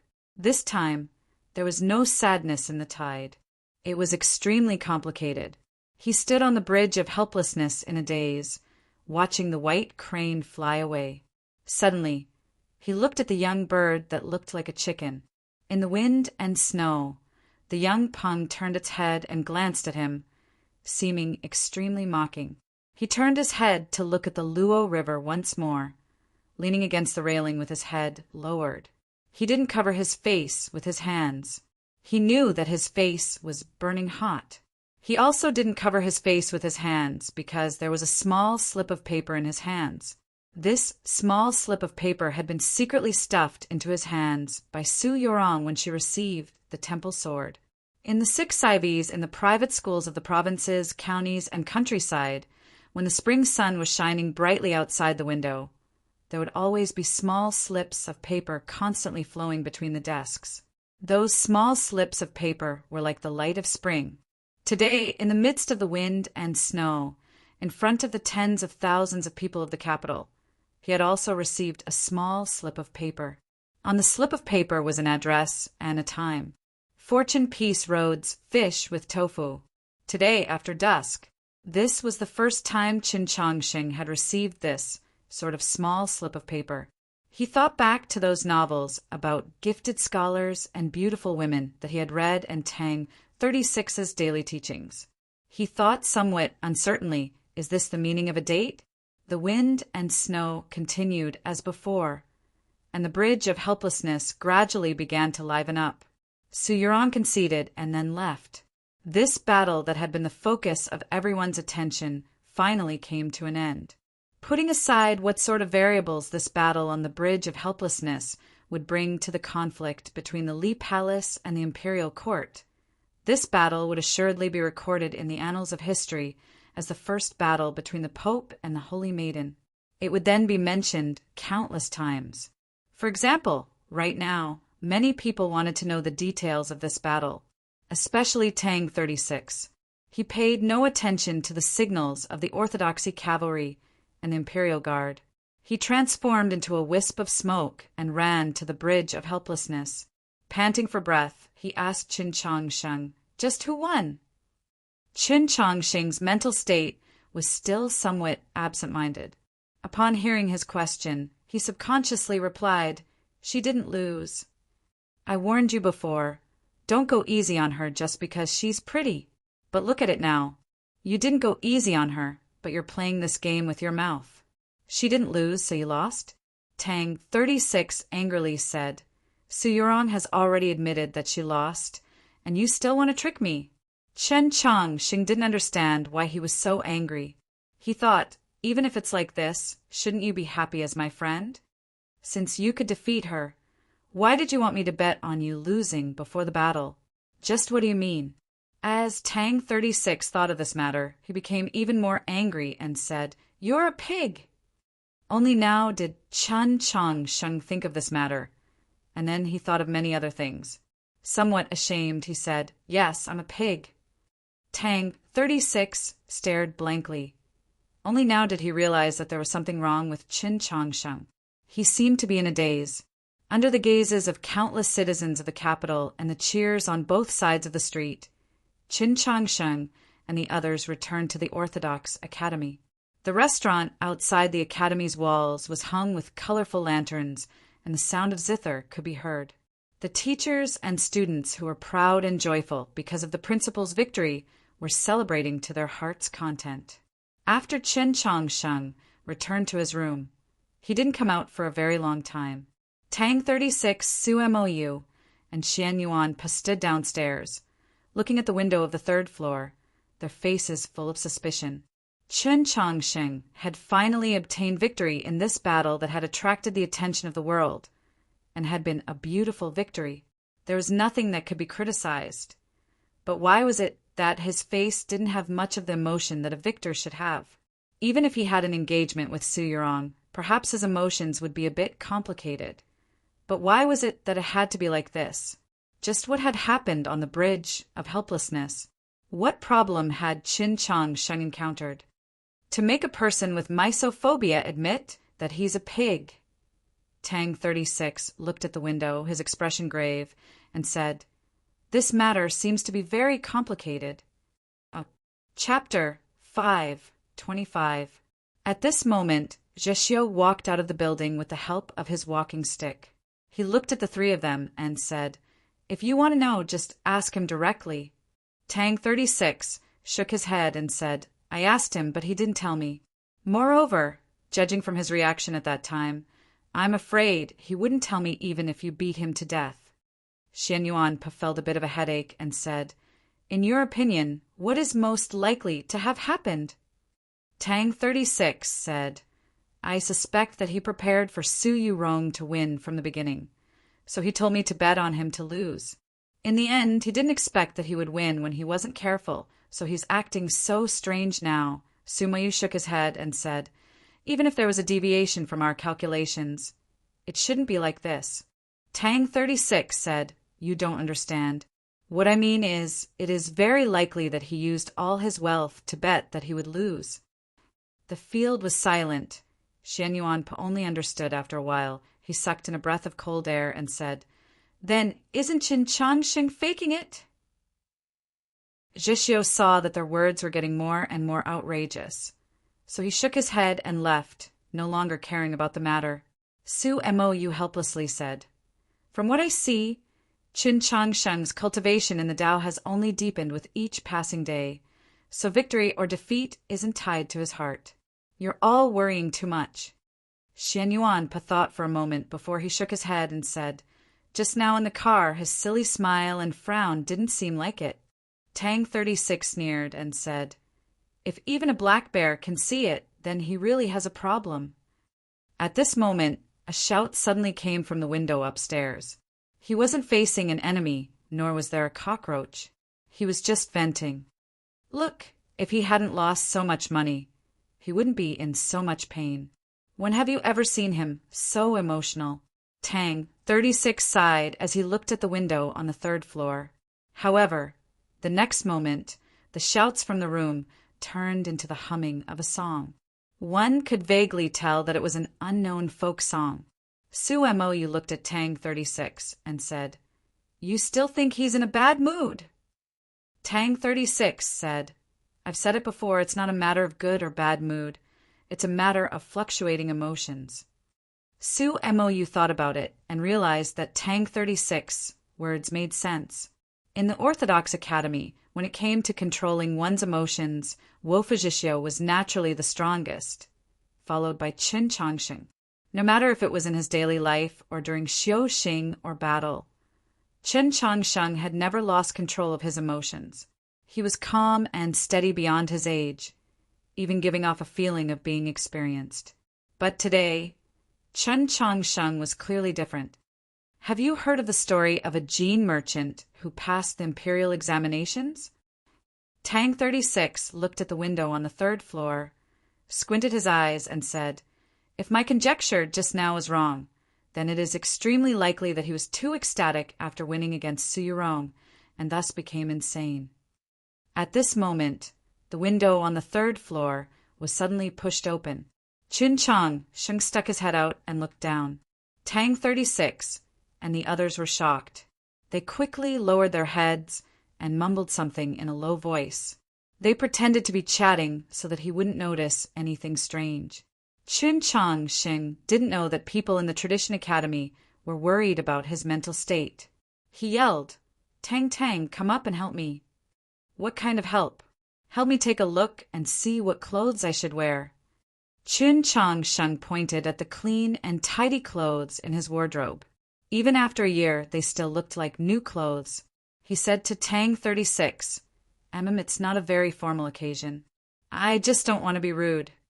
Tang 36 looked at the 10-odd plain-colored clothes in the wardrobe and said helplessly, "Who do you think can tell the difference between these clothes?" Just like how Su Yurong felt when she spied on the Orthodox Academy. Chun Changsheng's clothes were always of the same style, of the same plain colors. Besides being clean, there was nothing special about them. Chun Changsheng thought that this was indeed the case. After a while he said, "Why don't you lend me one of your clothes?" The moon of the demons really came to the capital. Tang 36 looked as if he heard something unbelievable. He stared at his eyes for a while and said in confusion, "For normal people, the celebration banquet of the Li Palace is of course important. But you can't go in and out of the Li Palace so casually. Why do you care so much about it?" Chun Changsheng was startled. Only now did he remember that there was a banquet at the Li Palace this evening. The battle on the Bridge of Helplessness attracted the attention of the world. As the principal of the Tradition Academy, an accepted successor of the Pope, he defeated Su Yurong, who represented the Tianhai Divine Empress and the Southern Sect. This celebration banquet was unavoidable. "I have something to do in a while. You and Su Mo, you represent me to the Li Palace. I might need you to help me explain a few things to the Pope." Tang 36 was very surprised. He thought that there was nothing more important than this banquet. It was very likely that the Pope would announce something during this banquet. "What are you going to do?" "I really can't tell you." Tang 36 didn't ask any more. He walked to the window and looked at the snowy lake with his hands behind his back. He said casually, "Where does the Academy's carriage go to pick you up?" They were too familiar with each other. Chun Changsheng knew what he wanted to do. He also knew that if he asked, Tang 36 would say that it was difficult to walk on the cold night. "I won't tell you the location. Don't even think about following me." He looked at Tang 36 back and said, "This is my own business. Let me deal with it myself." Tang 36 didn't turn around. He asked, "Are you sure you can deal with it yourself?" Chun Changsheng said, "I'm not sure. I hope I can." After saying this, he took out a plain robe that he usually wore from his wardrobe. He looked at the bamboo dragonfly on the bookshelf and walked out of the room. Tang 36 stood by the window and watched him walk out of the house into the winter forest by the lake. After a while, he watched him leap over the wall of the academy and disappear. He couldn't help but frown. He thought, for you to be so cautious and your movements so secretive, just what are you going to do? He walked through the cold winter forest, crossed over the snow-covered wall of the academy, lowered his bamboo hat, and merged with the crowd on the street. He walked towards the gloomy sun over the snowy clouds. It didn't take long before he arrived at a very ordinary alley in the western part of the city. The alley was very short, but its location was excellent. Not far from it was the Li Palace, so there were many restaurants and restaurants. This alley was the Fortune Peace Road, written on the slip of paper. Chun Changsheng stood at the mouth of the alley and lowered his head to look at himself. After confirming that everything was in order, he slightly relaxed. He wore ordinary clothes, but they were washed very clean. Earlier in the Orthodox Academy, he had also washed himself very clean. On the Bridge of Helplessness, her fingertip had left a drop of blood between his eyebrows, just as he had confirmed after leaving the Garden of Zhou. His blood no longer had any scent. After washing it 3 times, there was even less of a scent remaining. His body now only had the fresh and faint scent of soap leaves. His black hair was tied up very tightly. It was slightly damp and not completely dry. As it was blown by the wind of the winter streets, a thin layer of frost had formed on its surface. It was just like his current mood. Today, 10-Cent Academy gave me the honor of Novelist of the Year. I'm very honored and happy because of Falling Night's novel. In 2013, I took a break for half a year because of my health, so the latter half of Falling Night's novel didn't get the evaluation it deserved. In other words, I've always felt that Falling Night's novel is the most underrated among my novels. Now, apart from the great readers, I've gotten some new recognition. I'm really happy about this, and I'm very grateful to 10-Cent Academy. Logically speaking, I should attend the award ceremony and sit with Lu Cixin and take a few selfies. But as everyone knows, I've been busy this month and really didn't have the time. It's a pity. I've been very busy and tired today. That's all for this chapter. I'll go and sort out the details of the later chapters later. There will be 2 more chapters tomorrow. Thank you, everyone. Just take it that I've thanked you for nothing. Still, thank you. See you tomorrow. Chapter 5:26. Chen Changsheng walked into the alley. After a while, he walked out of the alley again. He stood at the mouth of the alley, seemingly at a loss, because he had walked through the alley twice and seen many restaurants. But he had not seen the fish with tofu mentioned on the slip of paper. Then wait for her to come? As he stood at the mouth of the alley, he suddenly had a thought. Could it be that, in order to punish his stupidity, she was deliberately teasing him? Yes, that should be the case. Or else why would she leave a non-existent address on the slip of paper? His mood was rather complex. The snow, drifting down from the sky, gradually grew heavier, and the pedestrians on the street began to move away. Because of the banquet in the Li Palace today, many people had gone to the Divine Avenue to watch the excitement. The restaurants on Fortune Peace Road did not have as much business as usual, and now seemed even more deserted. He did not leave, but waited at the mouth of the snowy alley. Lanterns hung on both sides of the Divine Avenue of the Li Palace. Snowflakes drifted down, and the number of people of the capital waiting to watch the excitement had somewhat decreased. Those people who had persisted, upon seeing the luxurious carriages from the manors of the various princes and dukes, still felt that this trip had not been in vain. The great hall of light, where the banquet was being held, was already filled with priests, ministers, and people from various halls and schools. Meanwhile, the quiet and secluded hall behind the great hall of light was still as quiet as usual. The Pope was participating in the banquet today, and his hemp clothes had already been changed into divine robes. His right hand held a ladle and was currently watering the green leaf in the pot. Seeing the green leaf grow stronger and stronger, a gratified smile appeared on the elder's face. He took a soft towel placed by the pot and lightly wiped his hands. The few times Qin Changsheng had come to the Li Palace, he had already noticed the change in the green leaf. He did not understand. Since the green leaf world was the same as the Garden of Zhou, a stable fragment of space that could not grow larger, was the Pope so meticulously protecting its growth just to make the door into the green leaf world more stable? Or was it to say that as the green leaf in the pot grew stronger and stronger, the door between the green leaf world and the original world would grow larger and larger? If this was the case, why did the Pope want the door to the green leaf world to grow larger? In the end, this matter is still too important. Your Holiness, do you not need to think a little more?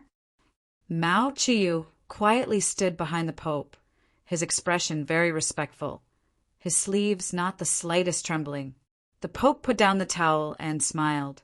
After listening to your account of the battle on the Bridge of Helplessness, I realize that this child is even more reliable than I imagined. You also said that purely in terms of potential and future prospects, it is truly difficult to find a better target than him.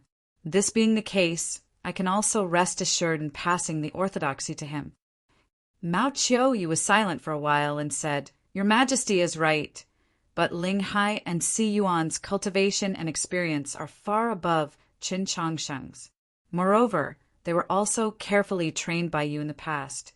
I think it will be very hard for them to accept this. The Pope walked back to the platform, took the divine crown from the glazed throne and placed it on his head.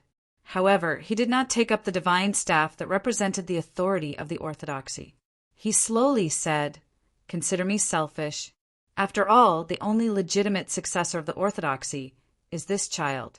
Moreover, in the future, he will face the world's most difficult choice, the most perplexed helplessness, the most bone-piercing sorrow. Then this title, even if I offer it to him as a consolation, is also a reward that the orthodoxy should give him." Saying this, he slowly turned around and walked towards the ice-cold stone wall. As he walked forward, the stone wall slowly opened, releasing boundless light. This was a night pearl that had once illuminated the capital at the edge of the dew platform. Because of the wind and rain of time, it had gradually dimmed, so it had been taken down and placed in one of the halls of the imperial palace for illumination. Although this night pearl was no longer as dazzling as it had been at the beginning, it was still incomparably bright to the memorials on the desk. The divine empress was currently reading through the memorials, at the same time listening to those words echoing in the hall. The elderly chief eunuch stood with his body bowed. In a very gentle voice, he recounted the specific details of this morning's battle on the Bridge of Helplessness. The battle between Chen Changsheng and Su Yurong on the Bridge of Helplessness had occurred not long after dawn. But both the Pope and the Divine Empress had only sent someone to give a detailed report on this matter when it was almost dusk. This meant that, unlike the entire continent, these two saints actually did not care much about this battle. Although Chen Changsheng and Su Yurong were their most trusted juniors, and from a certain perspective, their successors in their eyes, this was still a minor matter.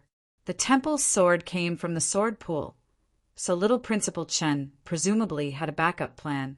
The Holy Maiden should have known about this beforehand and made preparations, but for some reason, she still wasn't able to subdue him in one strike.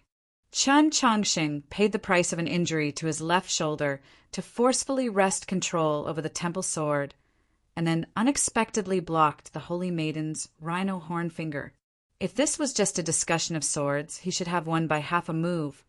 But if this was a true battle, if this continued, he probably wouldn't have any chance of victory, but the Holy Maiden just left like that.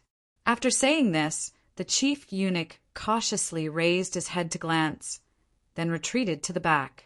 The Divine Empress's expression did not change. The chief eunuch did not raise his head to look, and the vast majority of the time, she did the same. In the battle on the Bridge of Helplessness, the talent and intelligence Chen Changsheng and Su Yurong displayed were enough to shock the vast majority of people, but not her.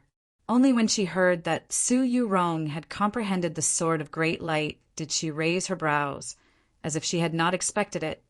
Truly a stubborn girl, she threw the memorial on the table, stood up, and walked to the door of the hall. With her hands behind her back, she gazed at the faint light in the distant night sky. That place was probably the Li Palace. Just at this moment, Mou hurried over, her expression extremely grave. She reported what had just happened to her. The Divine Empress calmly gazed in the direction of the Li Palace, a faint smile on her lips, but her eyes were indifferent. It's getting more and more interesting. The battle on the Bridge of Helplessness had concluded, but it was very difficult for the discussion that had arisen from it to subside in such a short period of time. The main topic of discussion among the important figures in the Great Hall of Light still revolved around this matter. With the insight and cultivation levels of these important figures, once they calmed down and thought about it, they understood that Su Yurong had not used the true blood of the Heavenly Phoenix because she had intentionally suppressed herself to the level of a normal person. She wanted to rely on strength and not talent to defeat Chen Changsheng. However, this did not mean that they believed that Chen Changsheng had won with an unfair advantage. This was because they were keenly aware that Chen Changsheng had not used his most powerful technique, such as the method he had used to receive a blow from Zhu Sun in the rain in Xunyang City, and not die. Just at this moment, the Great Hall of Light suddenly resounded with the solemn and benevolent music. The stone wall in the deepest part of the hall slowly opened, light spilling out in all directions. The stone sculptures on the two sides of the hall glowed with light. The people in the hall hurriedly tidied up their clothes and solemnly arranged themselves, respectfully bowing to the Pope as he walked through the stone wall into the light. Under the escort of the Grand Knight captains and several archbishops, the Pope slowly walked onto the high platform. Taoist Zhuan and Ling Haizhuang were naturally among them, while Archbishop Mao Chiyu of the Hall of Illustrious Persons stood at the very back. To everyone's astonishment, the divine staff that represented the authority of the orthodoxy was currently clasped in his two hands. Without any complicated or lengthy procedures, Mao Chiyu calmly began to read out the contributions Chen Changsheng had made for the orthodoxy. From the grand examination to the mausoleum of books, from the Garden of Zhou to this morning's battle on the Bridge of Helplessness, and even his admission as a new student of the Orthodox Academy, a matter that had originally been taboo to the orthodoxy, had become a stroke in his record of contributions. This had always been a celebratory feast for the orthodoxy, so it was naturally a celebration of Chen Changsheng's achievements. Mao Chiyu's reading of these was something that everyone had expected ahead of time, but no one besides Mao Chiyu and the Pope had expected what happened next.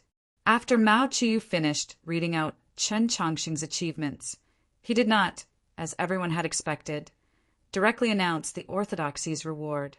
Instead, he calmly walked to the Pope's side. Under everyone's shocked gazes, the Pope extended his hand and took the divine staff, saying, "Bestow this blessing upon him." The great hall of light was absolutely silent. No one spoke because they were all too shocked. Chen Changsheng was currently the principal of the Orthodox Academy. Long ago, he had been the Pope's martial nephew. But no one knew that after the Mausoleum of Books, the entire continent knew of the Pope's plans, knew that Chen Changsheng would become the next Pope. But in the end, this was only a guess, a deduction. Today was the day that the guess was confirmed. The deduction turned into reality. The Pope had given the divine staff, the symbol of the orthodoxy's authority, to Chen Changsheng. This was also announcing to the entire world that Chen Changsheng was a successor. The silence in the great hall of light continued. It was not because it was strange, nor did it mean that some great wave would occur. No one dared to defy the will of the Pope here, but they did not know how to respond. This was a matter of course, but it had happened much earlier than they had imagined. It was impossible for them not to be shocked. Chen Changsheng was only 16. Taoist Zhuan and Ling Haizhuang, who had once been regarded by the entire continent as the most promising candidates to receive the divine staff and inherit the position of Pope, had abnormally nasty complexions. They had originally believed that they still had 10-some years to change the Pope's will, but they had not expected that the Pope would not give them any time at all. They were keenly aware why the Pope had chosen this moment to confirm Chen Changsheng as a successor. In the past, the orthodoxy's new faction, like them and their supporters, might have used the excuse that Chen Changsheng was too young and needed to be observed for a few more years to delay the Pope's decision. But the continent already had a 16-year-old Holy Maiden of the South. So what did it matter if another 16-year-old candidate for Pope appeared? And this candidate for Pope had just defeated the Holy Maiden of the South today. The silence in the hall continued. Gradually, the people began to feel that something was wrong. Even if they did not know how to react, what about Chen Changsheng? Even if he was also very shocked, he should have stood up and thanked the Pope for his blessing, and then accepted the blessings of the people in the hall.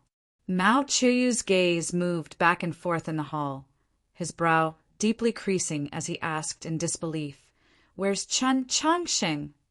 In a corner of the hall, a hand suddenly extended out from the crowd, accompanied by a rather uneasy voice. He was too happy at noon and ate too much. He has a bit of diarrhea, so he asked me to ask for a leave of absence for everyone. Tonight, during the Orthodoxy celebration, the Pope personally bestowing the divine staff and confirming the successor to the Orthodoxy, the person in question was actually not present. The great hall of light was in an uproar. The crowd parted like water, revealing the person who had just spoken. Tang, 36, lowered his head and raised his hand. The next chapter should be out before 12. Chapter 5:27.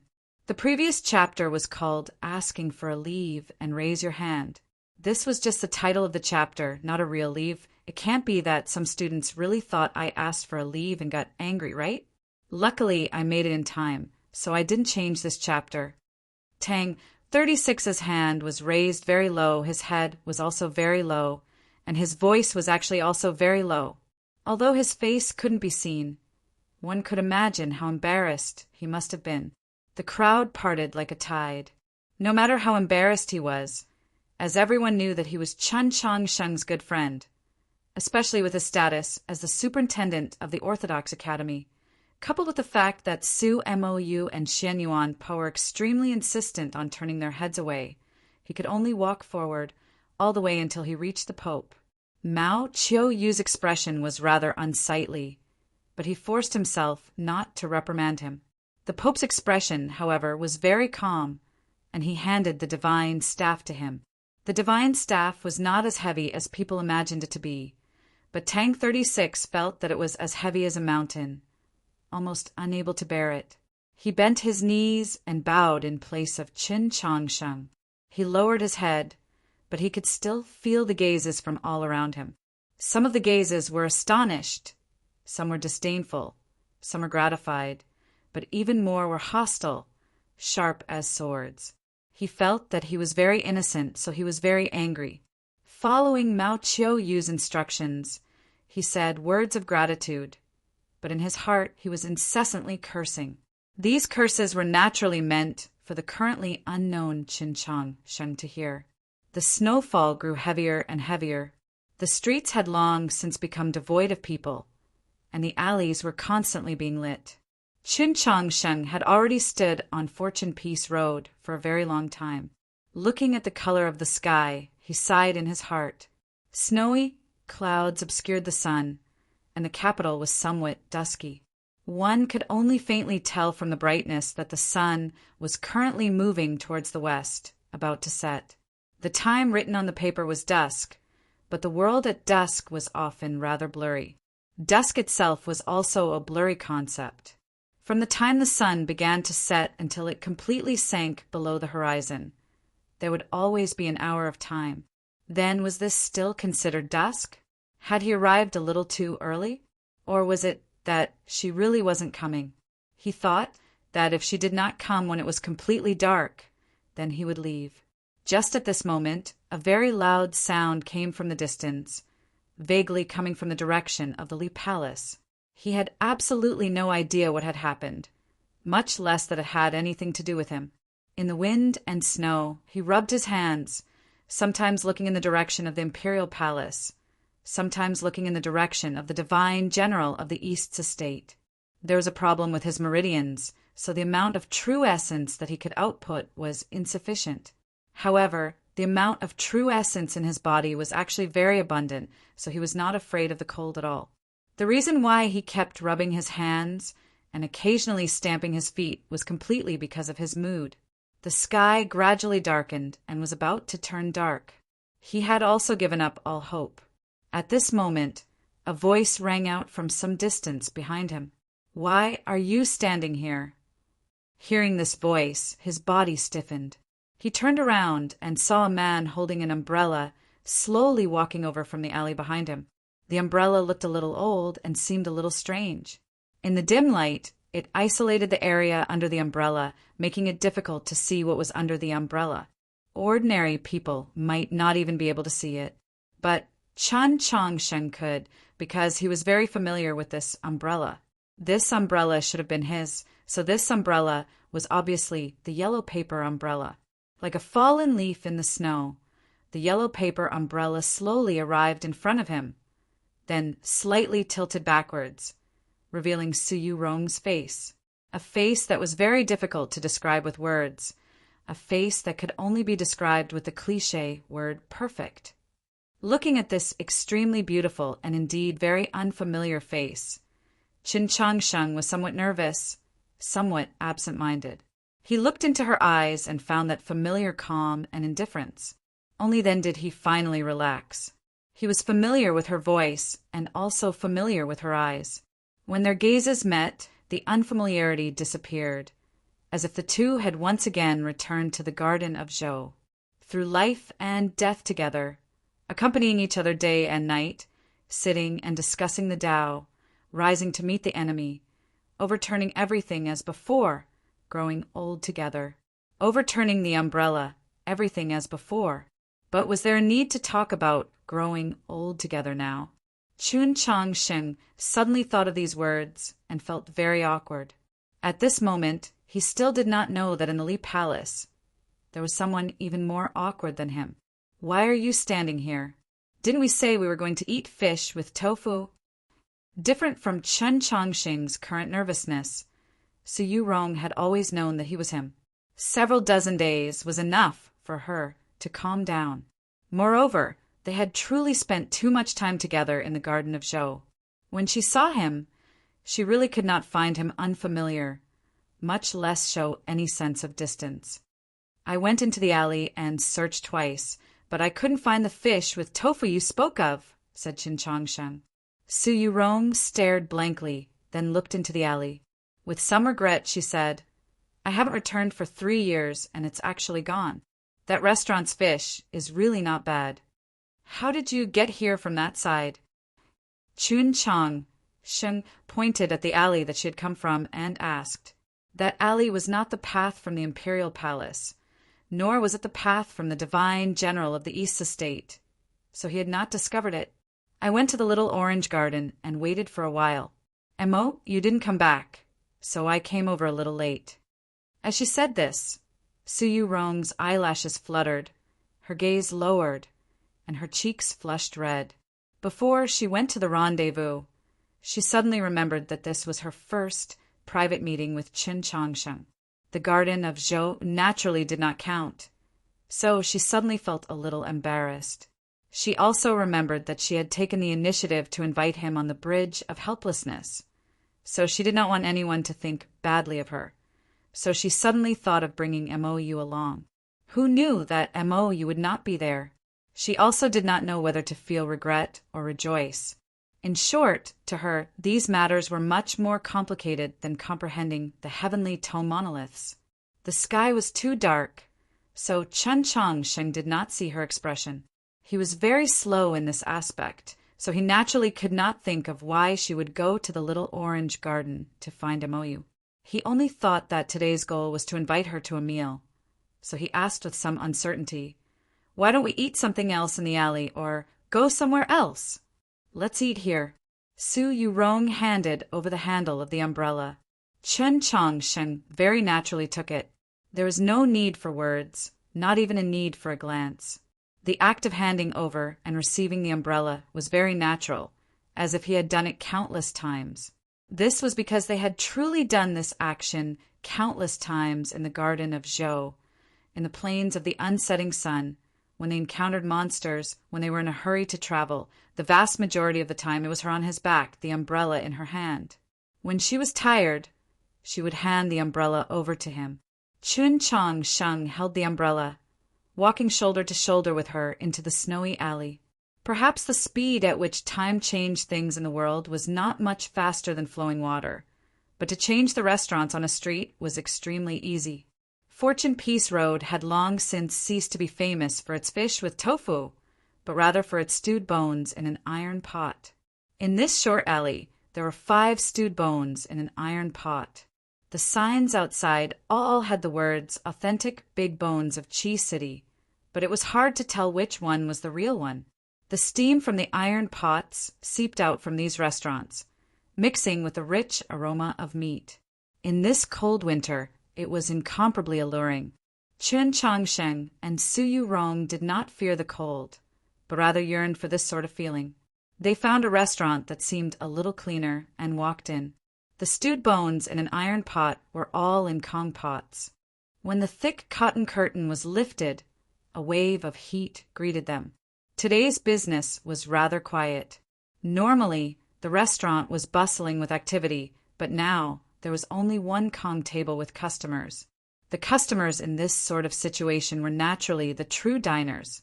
Their attention was completely focused on the fragrant bones and wine, and they did not even notice the young man and woman that had entered.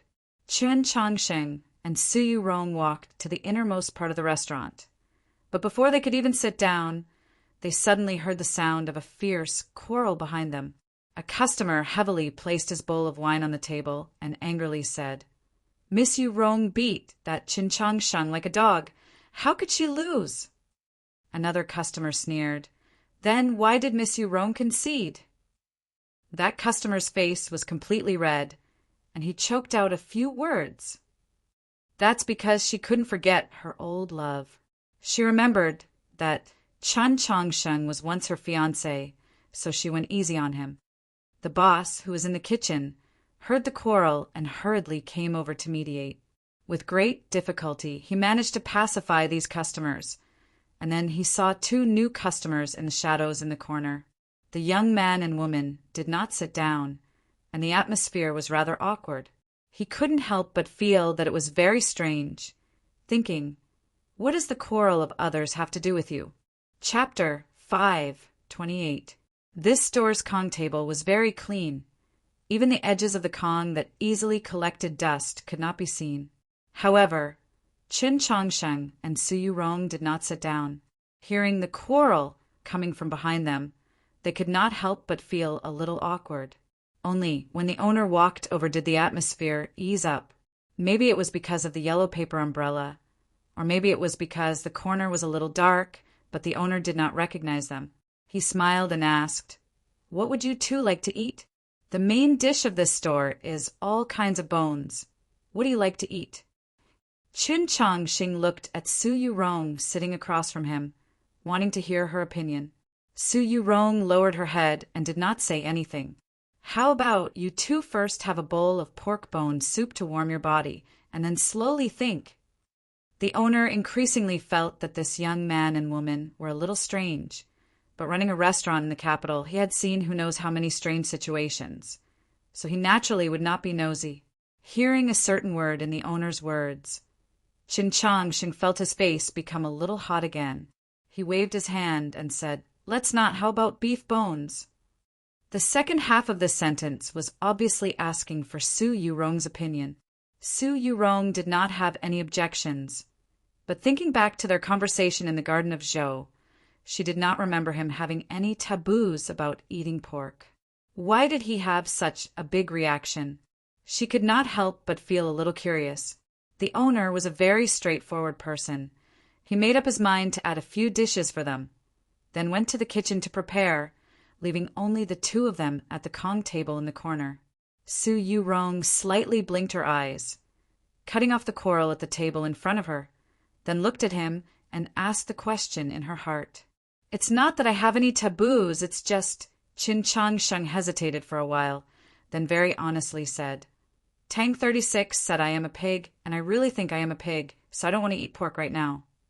Su Yurong knew the meaning of his words, and could not help but smile. She suddenly thought of something, frowned, and said, "You told Tang Tang?" "No, he called me a pig because of something else," Chen Changsheng explained. After saying this, the area around the Kong table became quiet again.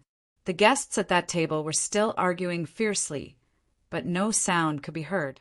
Even the sound of the wind and snow outside the restaurant could not be heard.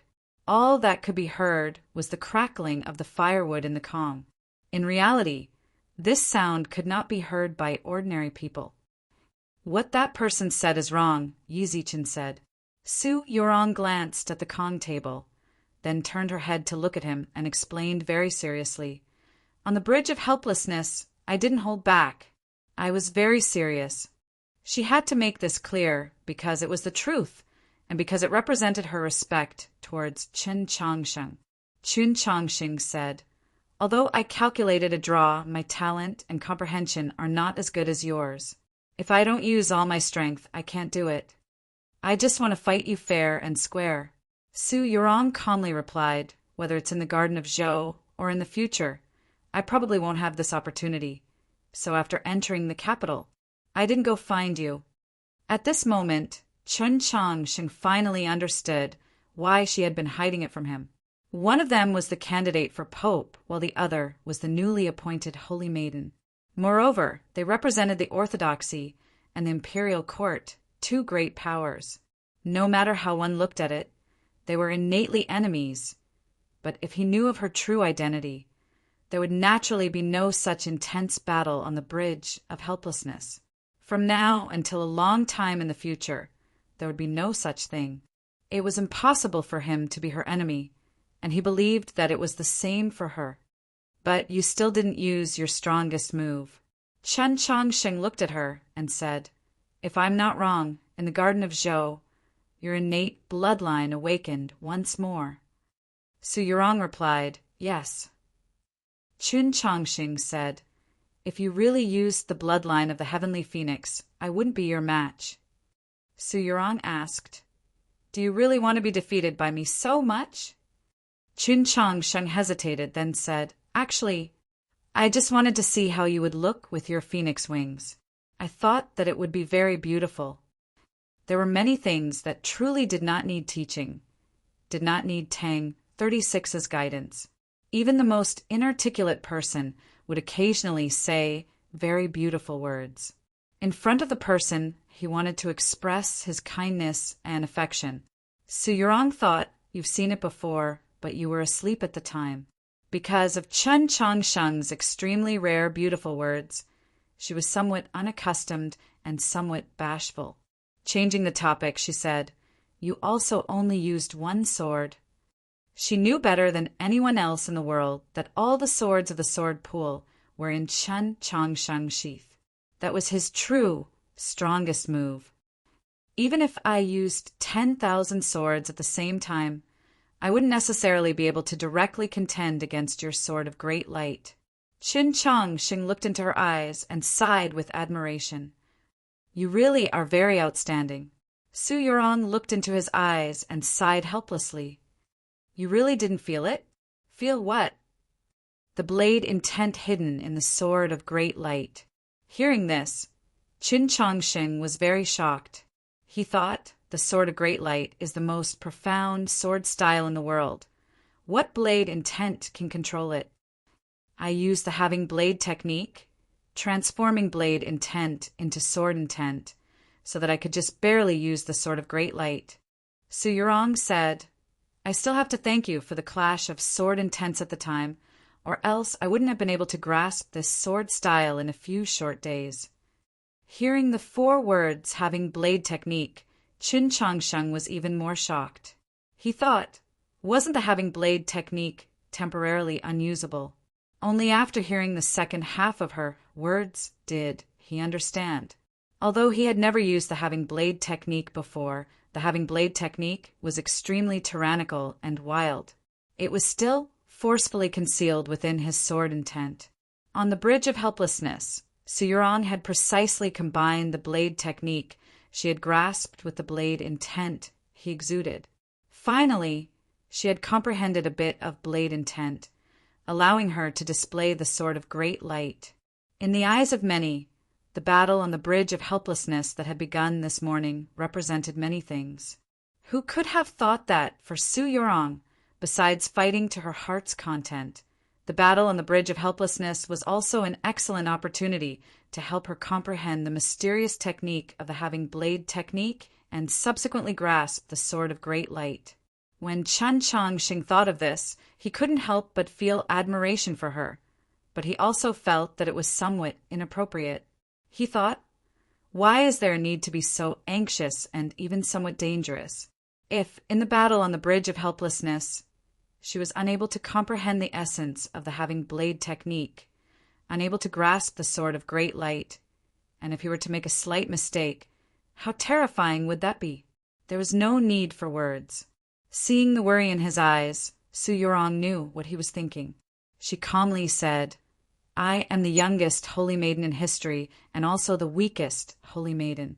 Teacher has left, and the Empress is still a person of Zhou, so I need to establish my might as quickly as possible."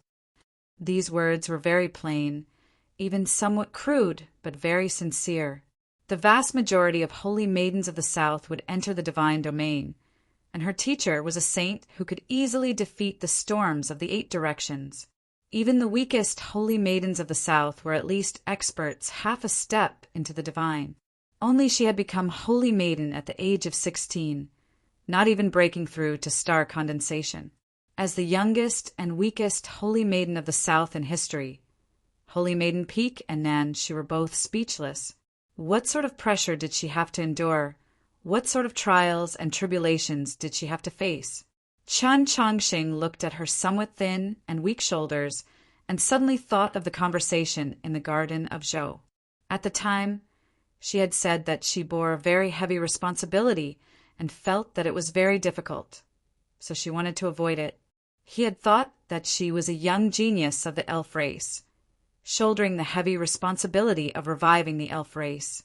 He had tried to console her several times, but now he knew that she was the reincarnation of the heavenly phoenix, the hope of Holy Maiden Peak and the divine empress, shouldering the responsibility of resisting the demons for the entire human world. How could he console her? There are some things that, in the future, just let me handle them. I can do it. I am the principal of the Orthodox Academy. In the future, I will become the Pope of the Orthodoxy. He thought these words over in his mind and organized the sequence. He felt that it was Tang, 36's tone, and just when he was hesitating, authentic beef ribs, please enjoy.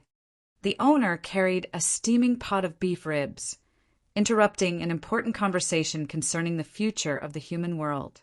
Unlike the stewed ribs of other restaurants, this restaurant's ribs were stewed in the back of the kitchen before being served. Although it lost some of the flavor of a farmer, it was much cleaner. It was no wonder that the surroundings of the stove and pot were so clean that not even a speck of dust could be seen. Soon after, all sorts of appetizers were served, and the two began to eat.